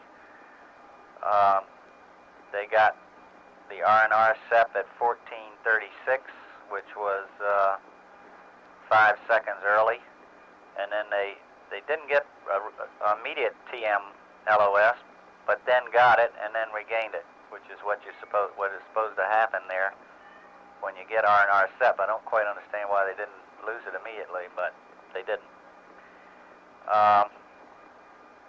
From then on, we did get a report of a CSQ main chute. They didn't get that till 16:34, which is considerably late, but this may have been due to some intermittent TM, or they're not having cleared their lights or something like that. I don't quite understand why they got it that late, but anyway, they eventually got a main chute deploy signal. They had an indication of the rescue beacon being on. That's from telemetry, and they lost their telemetry at 18:18, which is probably when it went over the horizon from them. They later reported that they had an HF beacon on and gave us a bearing, and that was really the first clue that we had. We had some visual sightings from the Navy, but they were all probably just on some of the garbage re-entering. That HF beacon was really the best indication we had that the spacecraft was on the water and floating. Then the aircraft gave us a recovery beacon contact, and from then on we knew everything was okay, and the impact point turned out to be roughly 40-some miles northwest of the, or just slightly uprange from the carrier. I got some more reports on the recovery operation, but I don't think that's necessary. The report on the failure of the power is we really don't have a fix on it at the moment, other than Anderson feels it was possibly due to the some oscillographs coming on the line at that particular moment, and we'll check this out. It's something we can't live with, of course, and we'll have to do something about it. Okay, let's talk to the guidance man. This is guidance. We had as near a nominal flight as you would expect to see over here. We did have a booster that was a little bit hot. That is, it was thrusting a little more than predicted, and as a result, our trajectory was a little bit higher than predicted in stage 1. This was confirmed.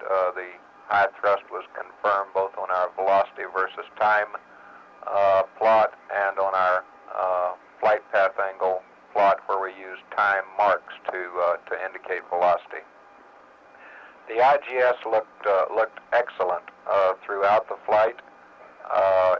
in no way surprised us, although this is the first time that we've ever seen it for real.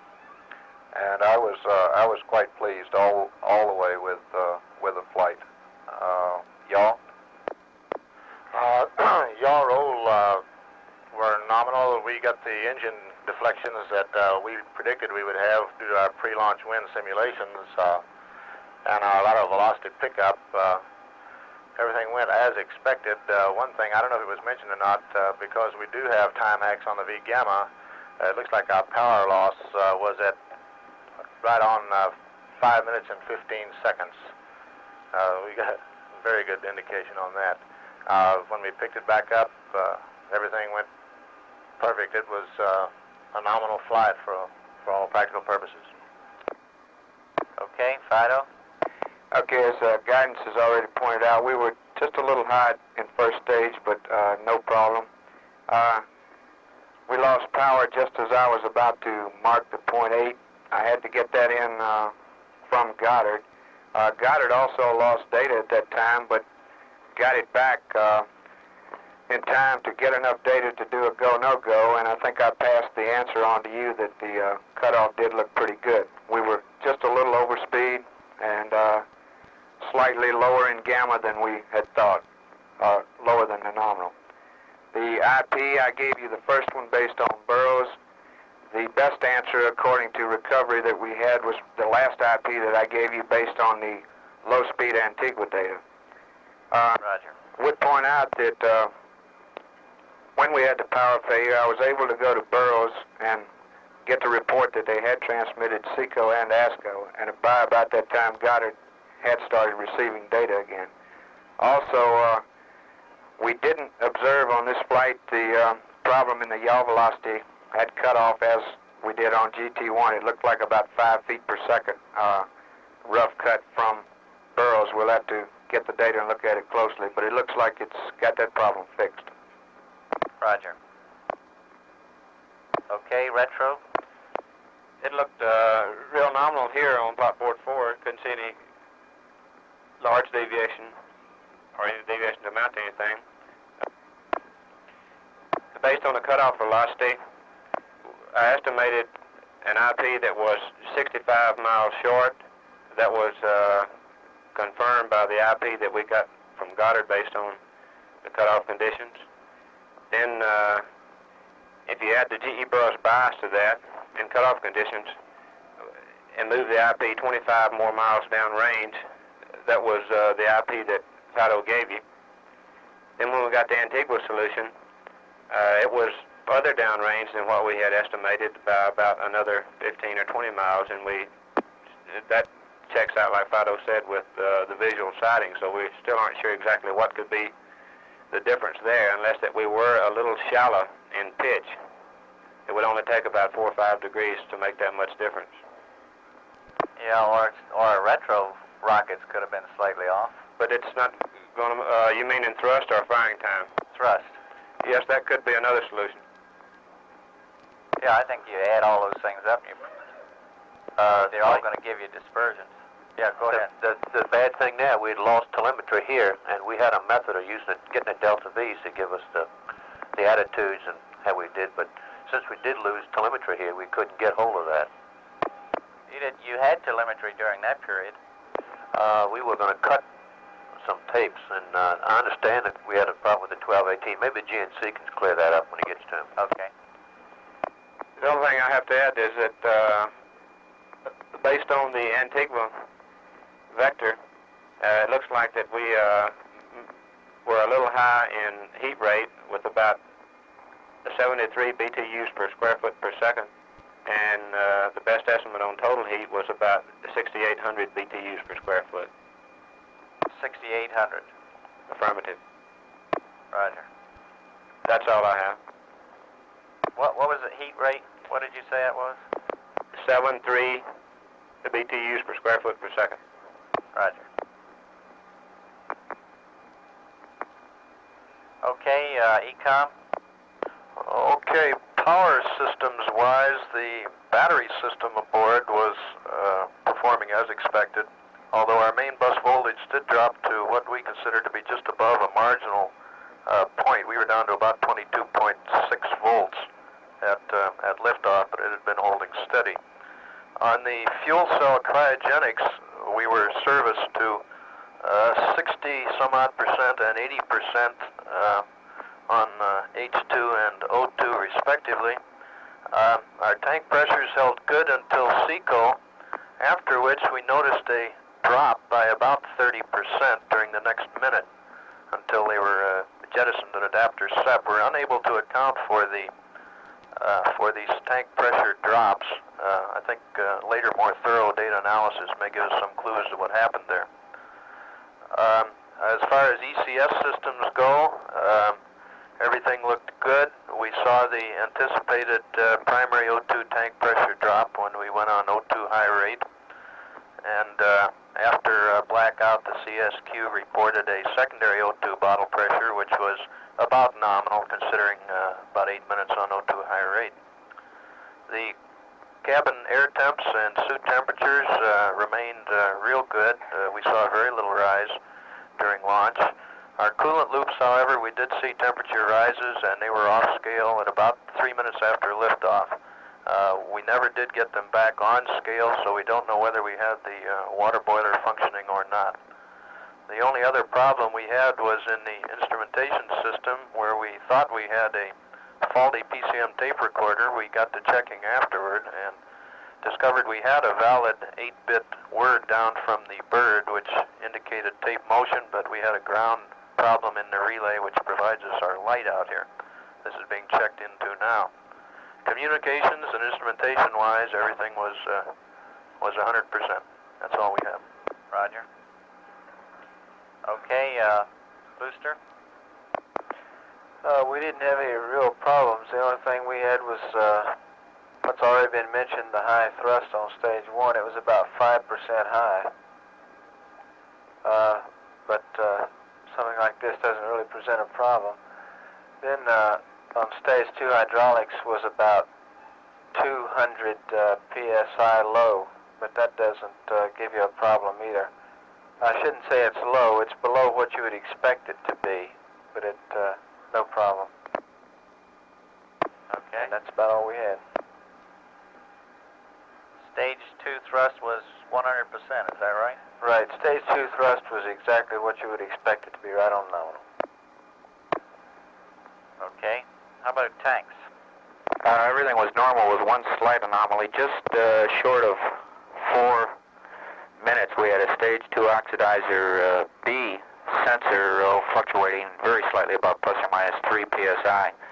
However, before the power failure, it did damp back in and was consistent with the A sensor. Okay. Capcom? Everything was relatively nominal here, considering the little erratic power situation we had, which gave the MESP panel a little trouble. Yeah, roger. Other than that, nothing. There are a couple little items there in-house. I'll talk over with you later I'd like to discuss. Okay, GNC? Flight, the first thing that we became concerned was the ohms regulator pressure being high in the countdown, and we checked that out and found out that we were, in fact, looking at the real regulated pressure, and it was high, but it was at an upper limit of what people would go with, and we pressed on. The next problem was when DEO5, the plus 10.2 IGS volts regulated power dropped out. We experienced this on the last attempt to launch GT2, and it occurred almost at the same time today. It came back more quickly and was verified as an instrumentation dropout. It was interesting to note that 25 seconds after liftoff, it again went out and stayed out for the rest of the time we saw the spacecraft. The fairings were jettisoned correctly about 2 seconds early by my reckoning. Everything looked normal throughout the powered portion of the flight that we saw here, other than those things that I mentioned. I was elated, as was guidance, with the performance of the onboard system. It looked more stable than the simulation data on normal was. We had our power dropout, and after that it became fairly difficult to confirm events until we switched to Grand Turk data and had done a little bit of regrouping here. and probably 5 to 10 seconds prior to retrofire, we got a good enough signal, although with still some noise, to start reading data. And I was able to pick up good readings on gimbal angles on my meters. Unfortunately, the 1218 was affected by the power failure, and we weren't able to cut any of the computer data we hoped to get. I'll say more about that shortly. We saw our events from retro on, and they looked good. Data again got noisy, and we did not confirm the retro SEP event, which RKV also reported that they did not confirm. I thought we got very good reporting from the RKV and CSQ, with one exception, and that was that RKV cut their telemetry data from static buffer in their 1218, and we'd like to have them replay their tape and recut that portion of it. The manual portion of their reporting was quite good. We replayed our tape here to look at some of the data. Rather, we replayed the tape recorded at Grand Turk down there and farmed it up here. It confirmed normal events and normal analog functions during the portion after separation. Except again, I again missed the retro SEP, and it may have come in and gone out because it only stays on for about 5.5 seconds, but I don't think it occurred. It's interesting to note, if this was a spacecraft problem, that early in the GT2 planning, this used to trigger your landing sequence, and we requested a move to the electronic signal rather than the limit switches, which might have been a good thing. We'll still check on that retro SEP. We're going to replay a second time pretty soon. There was a 1218 problem on our first replay, and we still haven't acquired the data we like. Other than that, I have no further How about input. the scanner? What outputs do you have on the scanner? The Horizon scanner? Yes. We have some outputs on it. I must confess that there's so many other things to watch that I haven't really looked at them yet. We'll get back to looking at that later on in our data analysis. Also, one other thing, RKV reported that the GDO1 TCA number 9, which is nav firing thruster temperature, increased from 60 to 100 degrees during the set burn or immediately thereafter. And on our replay, we noted that also. That's not too big an increase, so I'm just as glad we weren't taking any big actions based on it. Roger. Okay, Surgeon, you have anything to add? No, we just confirmed these things that Ecom was saying down there, and the can man's ready to go. Roger. Procedures? I'd like to ask Cliff a question. What loop did you get the report of the Burroughs SECO on? Because I got it up here, I believe, over the launch vehicle test conductors loop at 5 minutes, 38.5 seconds. I got it over the full period 3, our normal loop. Okay, well, I don't have that one, so we did have a backup there, and we got the confirmation that Burroughs had sent this. And we were set up to send these functions if the RKV could not have acquired or had lost it there. Roger. What time was SECO again? Burroughs has 535.5. Okay. Okay. Any other inputs? Network? Network, do you have any... No, sir. We're pretty well aware of all the power outages and so forth that we have had. This requires looking into. Okay, how about the CS? We'll go to the RKV first. Cape Flight RKV, how do you read? Go ahead, loud and clear. Okay, we got acquisition approximately 9 seconds earlier than we expected. We got the UHF tone prior to the TM, and it was real good. We had very poor TM intermittently during the pass, and this is probably the reason all the times on our summary messages were the same. We are going to play the tape back, which we have done a couple times to make up our post-pass message. They have just finished the CALs, and we will send new summaries to GNC. Our angles that we read out at Retrofire were questionable because we had questionable data, I believe, from also the TM dropping in and out. We had good DCS signal strength throughout the whole pass, and the rest of the parameters, which my systems men were real good at dishing out, were passed on to you in our post-pass analysis. Everything seemed to go pretty normal. We were expecting to send the spacecraft SEP command when you had your power failure and also the abort should you have asked us to send it, but we didn't have too much else happen. Roger, you did a good job. Thank you. Okay, RKV, standby 1. RKV GNC, did you notice the retrosep on any of your replays? Arnie, I got a retrosep light, like I mentioned to you right after I had LOS, but I didn't get it as I had a TM, and I couldn't confirm it. Understand. Okay, CSQ. Roger, CSQ here. We acquired at about nominal time, only 5 seconds off, 11:42. We had indications of the rollout. Our attitudes followed the nominal curves almost exactly. We had indications of RCS activity in all clusters. Our tape dump occurred at approximately nominal time, and was reported as good quality. At 14:34, we got R&R set. We had LOS 1 second later. 6 seconds later, at 14:41, we got AOS again. And then over a period of the next 13 seconds, we had 2 short and 1 7-second dropout. Can't explain this. Roger. On the main chute indication, we did get checking over our Sanborn recorder. We got at the beginning of an indication of main chute at about 15 minutes beyond elapsed time. The reason it was reported at 16:34 was that the Gemini systems wanted to confirm that reading. Roger. That sounds more reasonable. Anything else? But I think you ought to put, for the record, let's say what you saw with regard to the rescue beacon and the HF beacon. Say again, Kate? For the record, tell us about the rescue beacon being on and the HF reception you got after landing. The HF reception after landing was poor quality. The UHF tone and the rescue beacon, Comtech described as excellent. I didn't care about the quality. The mere fact that you had the signal was the best indication we had at the moment that the spacecraft was floating. Oh, roger. That's about all. Everything else appeared to be nominal. Okay, very good. Cape procedure, CSQ. Go ahead. Because this is Cape Flight. We failed to get our main summary out at acquisition. Do you want a broadcast of that?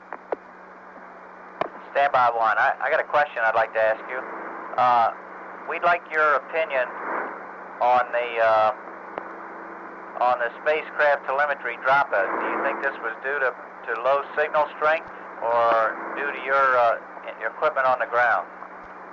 The TM people said that when we were locked in, the telemetry signal was very good, and the majority of our dropouts occurred prior to R&R, so we suspect it could be due to an attitude change.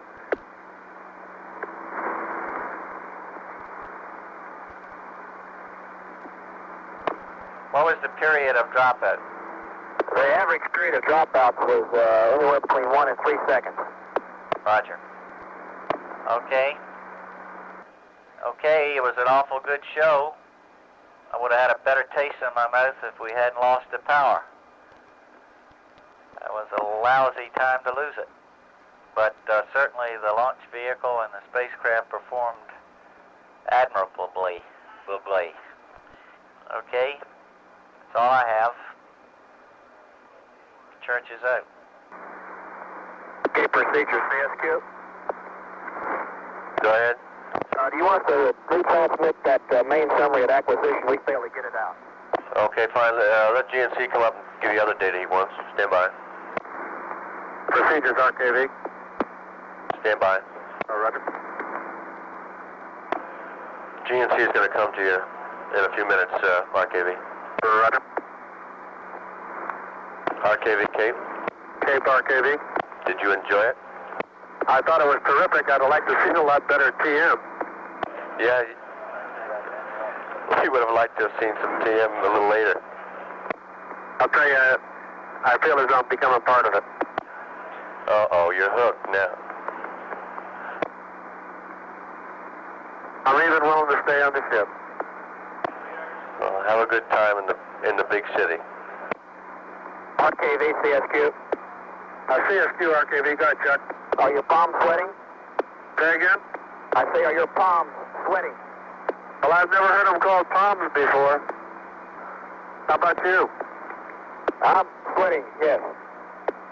Hey, Ed, this is Bill. Say again?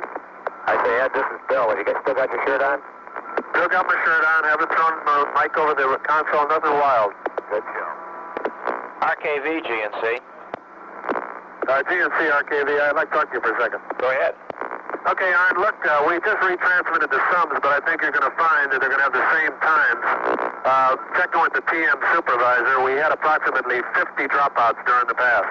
Yeah, but if you're cutting from an invalid buffer, you ought to have a question mark in there too, and they didn't show any question marks, so therefore I think this was something fouled up. Okay, this may be true also. I don't know how we're going to check that out. The only way we'll be able to check it all out if these sums have the same time, which you should be receiving right about now, is to take the program, I believe, back to Goddard and check it out. Say that again? I guess if these times remain the same on these messages, which you should be getting in right now from Goddard, we retransmitted on a playback for you. I think we'll have to take the program back to Goddard and check it out. Okay. Well, you know what you ought to do for us? Anything you say, go ahead. Oh, wait a minute. Let me think about it a minute. Now, let me add another note on something else while you're thinking. Say again? Let me add a note on something else while you're thinking. Okay. I was just informed we never did have the act beacon, and that our TM signal strength was about 1/3 of what we expected it to be. Understand. I didn't report that earlier, so that may help you with your TM problem. Are you going to require times on all of these 50 dropouts? I can't answer that. I'm not going to require it, but that's not guaranteed. You're not going to be asked. Okay, we'll go ahead and get them for you. They won't be in the 60-minute message. I'll send it to you as a later-on analysis. CSQ, I'll be right back to you just a second. CSQ, GNC. GNC, CSQ, go ahead. What would you like to say? I was going to ask you, GNC, we failed to get our main summary out of acquisition. Do you want to rebroadcast of that? Yes, please. Roger. CSQ, GNC. Go ahead, GNC, CSQ. Have you played your tape back yet at all? We're playing it back now, Arnie. Well, cut us a main summary for it when it's good, and that'll do it. Roger. And I've just been requested to tell both ships not to play your tape back any more times than you need to, because it doesn't do the data any good. RKV, I'm gonna look into this thing before I ask you to do anything else beyond what you've already done. Okay, on one other thing, we got back at least 2 copies of each sum, which was the same problem we had yesterday. Raj, we noted all those copies, but we didn't know why they were there, so we didn't say too much. I gotta go talk to Goddard. We'll see you guys in a little bit. Okay, we'll stay up on the net. I may be back to you. Roger. Right. RKV, Cape. Okay, procedures, RKV, Capcom, go. After you're finished there, don't play the telemetry tapes anymore. Yeah, we played them a couple times and we were going to stop. That was about it. I didn't even want to play that last time. Sergio, we'll see you. Gene's writing you all a message right now. Say again? There's one more message coming to you here. Okay, we're flank speeding it right now.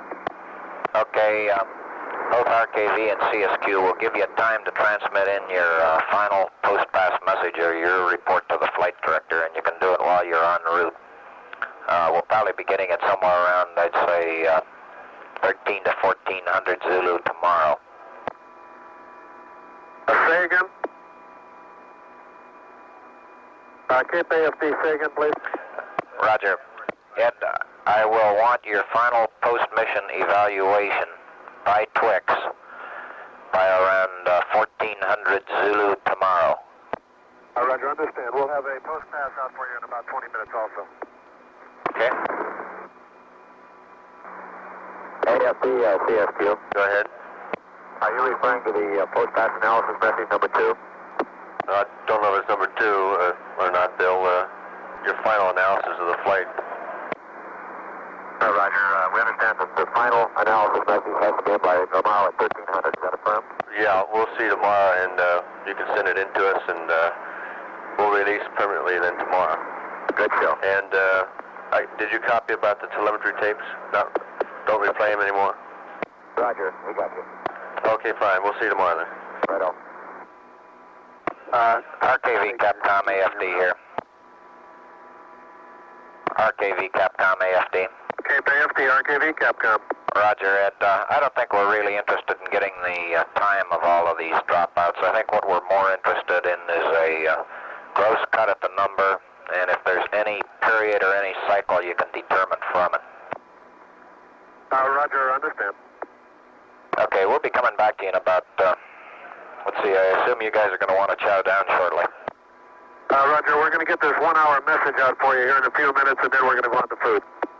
Okay, before you shut down communications for the day, I'd like to talk to you probably in about half hour to an hour or so.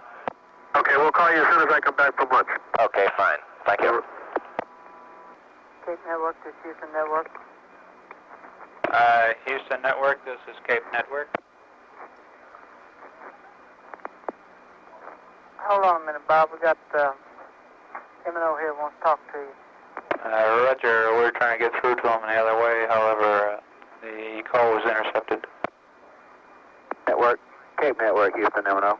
Roger, this is Cape Network. Go ahead, John. Are you copying me, Bob? Right, loud and clear. Okay, Lynn Dunsis just asked that I call and then get in touch with you and convey his thanks to the M&O people there at MCC for the support they offered us. We realized that we did interfere with them to some extent. We tried to minimize it, but we were real happy with the support that we got from those people. And I think the general consensus out here is that our support was a big success, and largely due to the fact that we got the kind of support we needed from Bill Hunters and those people. So would you pass along a word of thanks to those people for us, Bob? Okay, fine, sure will. That's all I had. Okay, fine. You got the blue team in operation then, huh? Affirmative. We're Very green good. and go. Very good. Now, what'd you say? The blue team is green and go? We're green and go. Very good. The blue team is green and go. But you got to wear blue and red. M&O. Right, go ahead. Did they recover the spacecraft yet, Bob? I haven't been monitoring the recovery circuit. Evidently, I guess the carrier is about 1,200 yards. Roger, Bob. Thank you and good day. We'll be seeing you back at the range. Right. Bob, are you going to stay on the computer there until they pick it up? On a computer? I mean the console? Right. Okay, we'll man the console here. Yeah, we're going to be here. All we got to do is call somewhere in here, and we'll be in the building. Okay, well we'll be on the console here. Okay, fine. Is Walt there? What? Is Walt Ariano there? Yeah, he's down here turning off the telephone. Okay, fine. You don't know how much they like picking up. Hello, Bob. Right. Do you want us to man the computer here? No. No specific reason why. I don't see any need for it. Okay. Everyone can go home, I guess. Okay, though. Except us working boys, as Eddie said. Yeah. Okay, fine. We'll see it. Lots of luck. You want to say something? Houston out. And network out. RKV Capcom, Cape Procedures. Cape Procedures, RKV Capcom. RKV, look, on those, when you got those dropouts, Ed, you told me the signal strength was very low. Is that right? That's affirmative. Would you have a low signal strength the entire pass? Say again? Did you have a low signal strength the entire pass, or was the signal strength fluctuating? Stand by, I'll get you a real good reading. Thank you. Cape Procedures, RKV Capcom. Go ahead. Okay, the longest lock we had was 13 seconds. The maximum signal strength was 100 microvolts. 100 microvolts. Now, did he say that was the general level of it, or did he go down much lower than that most of the time? It was down lower than that most of the time. Okay, thank you very much, Ed. Okay, it kept breaking. When we get our full report to you, it'll have about 50 dropouts all told. Well, look, don't worry about the exact time of the dropout. I'd just like to have a general resume of the signal strength levels along those areas, showing about the point of where it drops out. Okay, also, you know, we never did get an ACT beacon. Affirmative. Okay, very good. Who am I talking to? Jim Tomberlin. Oh, okay, I couldn't recognize you this morning. Okay, thank you, Ed. Attention all sites, they're rigging the lifting line from the carrier to the spacecraft at this time. CSQ Capcom, Cape procedures. CSQ Capcom, Cape procedures. CSQ Capcom here. So I'd like to make a real quick check. Can you get me the average level of your signal strength for telemetry over your pass? Roger, with 2.5K. Repeat, please. 2.5K. 2.5K. Microvolts, Roger. 2.5K microvolts. Thank you. Cape procedures out. Roger.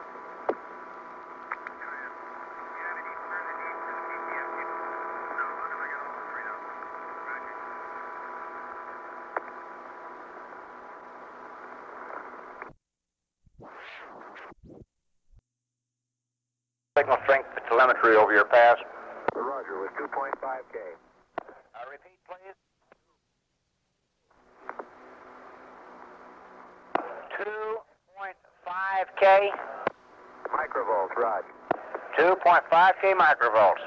Thank you. Cape procedures out. Roger.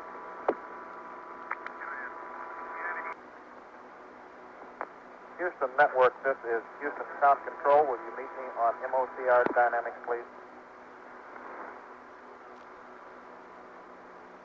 Houston Comm Control, this is Cape Network, over. MSC switch.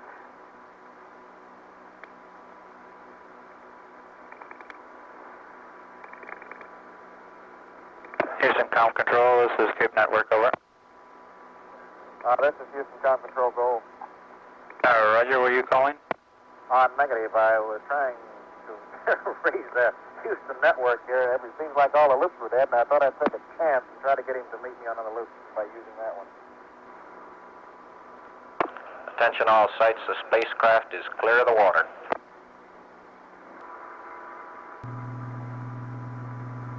This is Mission Control. The spacecraft has been placed on the deck of the Lake Champlain. It is aboard the Lake Champlain. We estimate that event occurred at 48 minutes after the hour. The first visual inspection indicates the spacecraft looks to survive the journey very nicely. We expect to have more on this in the next 10 to 15 minutes. Attention all sites, the spacecraft is on the deck of the Lake Champlain.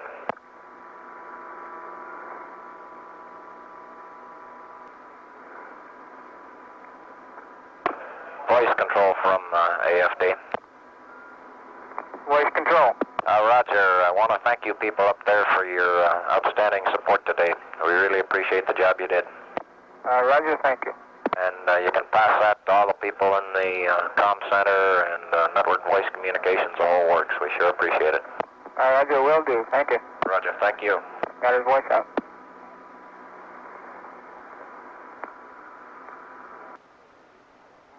AFD got his voice on conference.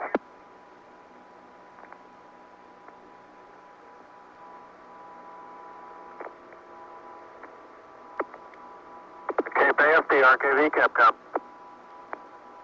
Stand by one, RKV. I'll give him a ring once. All righty.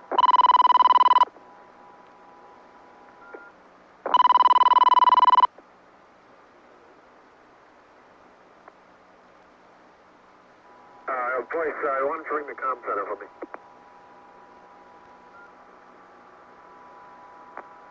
RKV got his voice. Stand by. Somebody's going to pick up for you. All righty, thank you. Roger.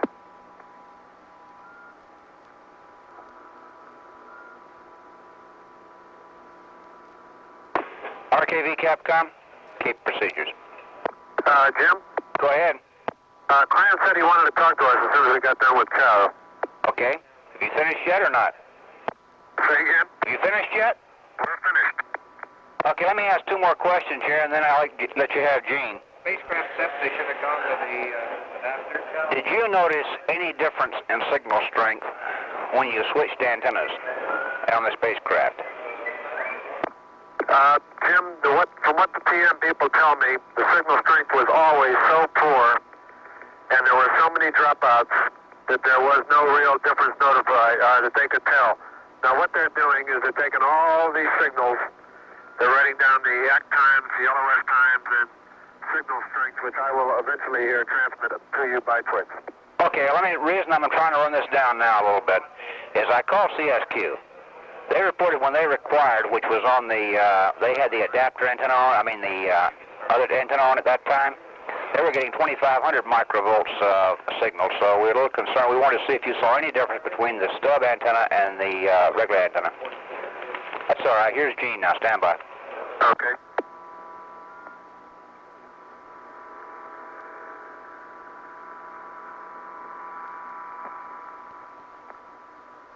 Hello? Gene? Yeah. You got anything else you want to say? You said you want to talk to me after the show. Negative. I'll see you for your, probably around 9 o'clock tomorrow morning or something like that. What we want to do is to get up comm coverage and give you a chance to get your mission reports in, and then if we have any questions, have a chance to talk to you at some scheduled time tomorrow. Okay, very good. I got one or two things I want to ask you. Number one, I got your termination message. Does this mean no delays en route? What type of delays you thinking about, Ed? Well, maybe 1 or 2 days. I'd say 1 day, yes. Big things are moving in GT3, Ed. And we're going to be tighter than heck to get everything done between now and then because the schedule's real pressing.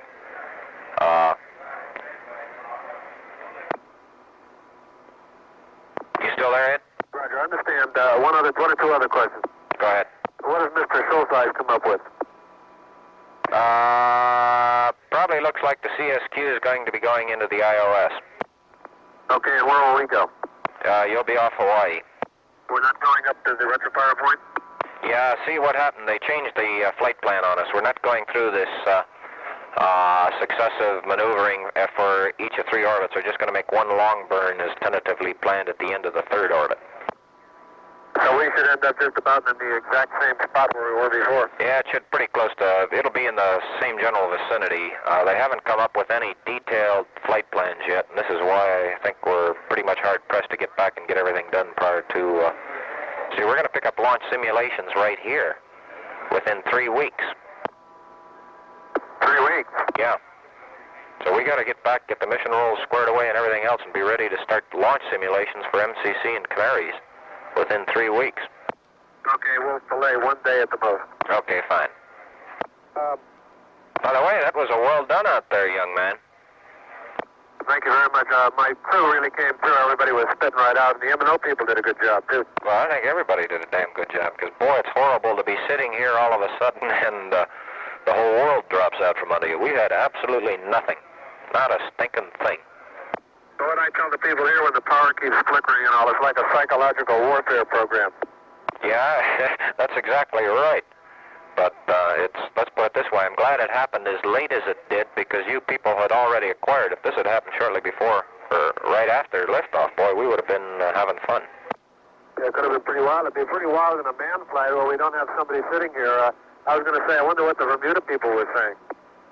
I don't know what they saw. Just their acquisition time is generally about 1.5 to 2 minutes, I believe. I mean, all the people who sat in Bermuda, all those Mercury shots. Yeah, yeah. But Bermuda generally acquires around 3 minutes. Yeah. Anyway, I think we did all the right things, so there's no question there. And we had a hack. I got a hack through crosstalk, believe it or not, as to one SECO had occurred. So we were all set to take the command functions, and we did know we had a good DCS because the DCS is operating off an uninterrupted power supply. So we had a good DCS. We could have transmitted any command functions that were necessary. And we were able to send spacecraft set, but you people had confirmed them, and since you had the confirmation there, we decided we would not send the backup functions. I understand. We were ready to send them. I thought you were going to ask for us to send the commands.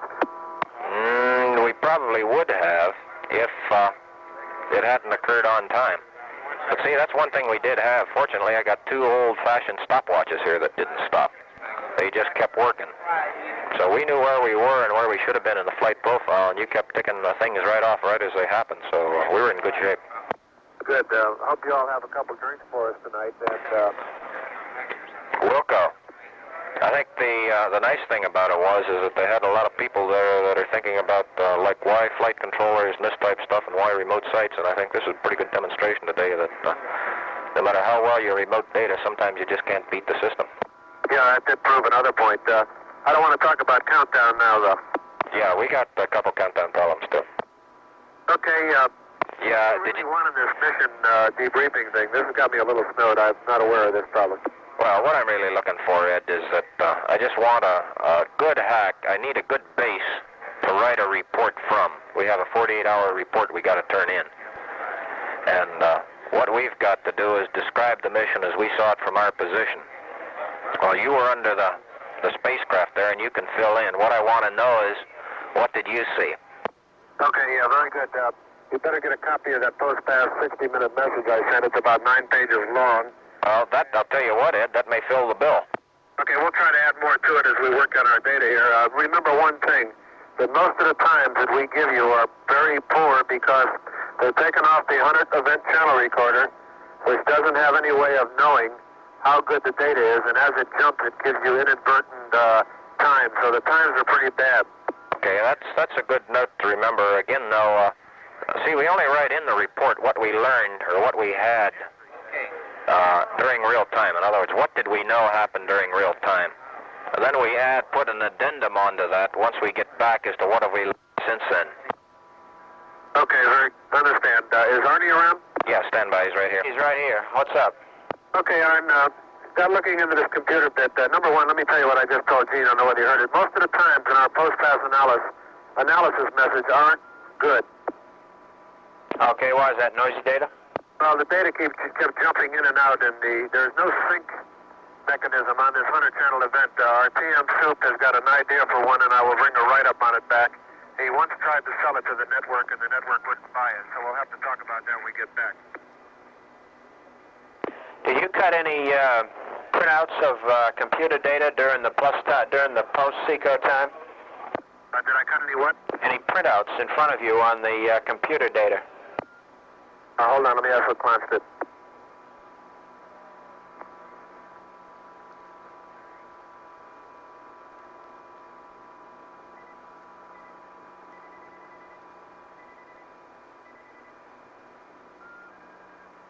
Uh, 6:39, we cut one on.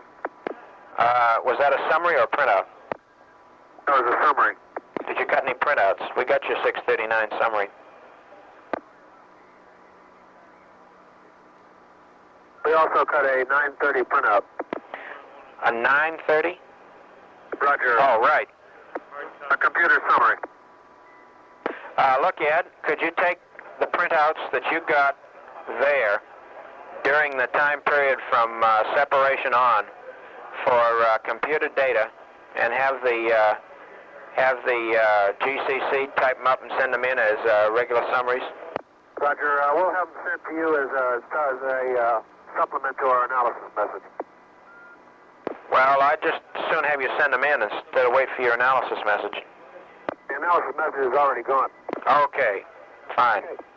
I got a couple of questions. Number one, we did what you asked, and playing back the data, we cut some more summaries. Did you get them? Negative. We never got them back either. Got it was down. Okay, we never got them back either. Okay. Okay. How did they look? No, we don't know how they look because we just cut them quickly and then cut the tape off. We don't want to keep playing the tape. No, but look, you cut a record in the back room on your summaries. You can read what went to got it and break that down.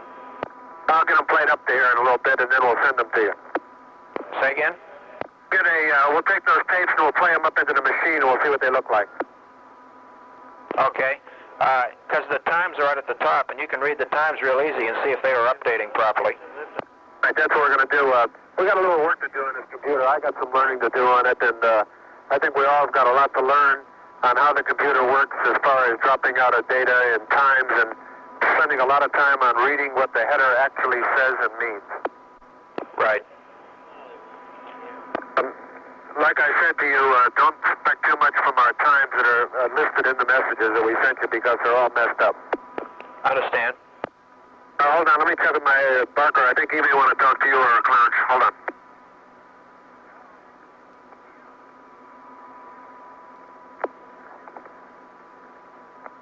Arnie? Arnie, this is Parker. Go ahead, Al. Looking at the summary, the main summary, things look pretty much on it as they did on the meters. I haven't counted it from top to bottom yet. Also looking at the USR 639 computer summary, right? Yeah, I'm looking at it right now. I guess the 10 volt, the missing 10 volts is probably a transducer. Yeah, we noticed that pre-launch. And never saw any computer malfunction lights. Right. No, it was a telemetry failure. Say again? It was a telemetry failure on that parameter. Right, Also, I noticed, if you read our post-pass messages, we saw very little fuel usage here, but we did see someone ring A, RCS ring A. Right, I picked that off also on our replay. Right, You know, the ohms wouldn't use very much on the scaling we've got on it. You could barely detect it. I don't think you could detect it. You might be able to. What was that again? The scaling we have on the ohms, you probably wouldn't be able to detect it. That's correct. Well, I didn't see anything, no depletion of ohms at all. Well, it would only be about 2 PFS or something. Right, But by and large, I think everything looked just about normal according to what you showed on your summary prior to launch. Right. And internal power, things are pretty much the same here in most cases. You saw no retrocep, right? Say again? You saw no retrocep signal. Parameter AD04 never showed up, did it? I never saw it myself, no. Well, did Ed see it? He couldn't confirm it. Say again? He couldn't confirm it. That's how we had PCM dropouts. Right. We was having PCM dropouts at that time. We couldn't tell for sure on our events, but on our 100-channel event recorder, we had it definitely. Can you definitely establish that the telemetry was good at the time you have it on your event recorder? They gave me a definite time for when it occurred. I guess they was pretty sure that that's when it was. Well, I don't understand how, if you couldn't see it on your panel, you shouldn't be able to see it in the event recorder either. Well, these events are lighting up like a pinball machine when we're having PCM dropouts. You can't tell for sure what you've got. Yeah, but the 100-channel events recorder is lighting up like a pinball machine, too. So if you can't verify it one place, I don't see how you can verify it on another. Well, you get a steady, although intermittent line on your 100-channel event recorder where you're getting these flashes on your event lights, and it's easier to detect off the paper than it is off these lights to me. You think then that you did have the signal and that it was during a time when telemetry was valid? I believe so. Okay. Okay, Arnie, I have nothing more. We're going to still look over this data we've got here and see if we find out anything more. Right. Well, you check and see if you can, whatever RO printouts you have of computer data that were printout rather than summary, will you send them in to us? Local printouts, right? Right. Prior to adapter separation. Say again? Prior to adapter sep. Right. Okay. Is that the only one you have? Stamp.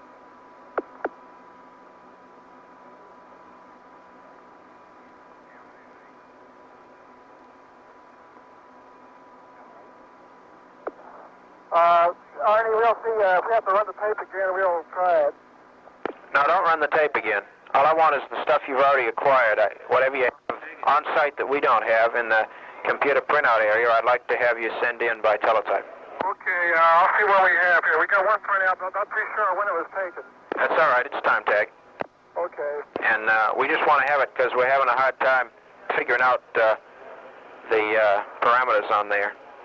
Retro's kind of involved in trying to measure delta V's and things with what we got and what you sent and what was reported. Okay, we'll just hang a header on this thing and send it in to you, all right? Yes, that's be fine. Okay, yeah. All right, we'll see you, Arnie. Raj. Easy does it. GNC RKV Capcom. Go ahead. Okay, just one other note. The summaries that we sent in the playback are being sent to you at this time. He's cutting a header and he's going to zap them off to you. A couple of them did update from different buffers, but be advised, the last 3 minutes of the pass, we never updated a buffer. Do you know why? Poor telemetry data. Well, if you were receiving telemetry, the 1218 should have been receiving it. Yeah, but you've got to have 5 seconds of solid lock to load a buffer. Okay. That must have really been noisy. It was pretty bad. The longest lock we had during the whole pass was 13 seconds, and that was early. Understand? Okay, I can't give you much else. We'll try and get you as much information on computers as we can on, but... well, all I want is what you already printed out, and that'll be fine. Okay, right now what you're going to get first, though, is the summaries we cut in the tape playback, and then we'll send you next what we printed out. Right, these will be encoded form, right? You're just putting the header on and sending them in. That's affirmative. You can read the times off them. Raj. Okay. A couple of them were updated buffers, though. Right. Okay, that's about it. See you. RKV out.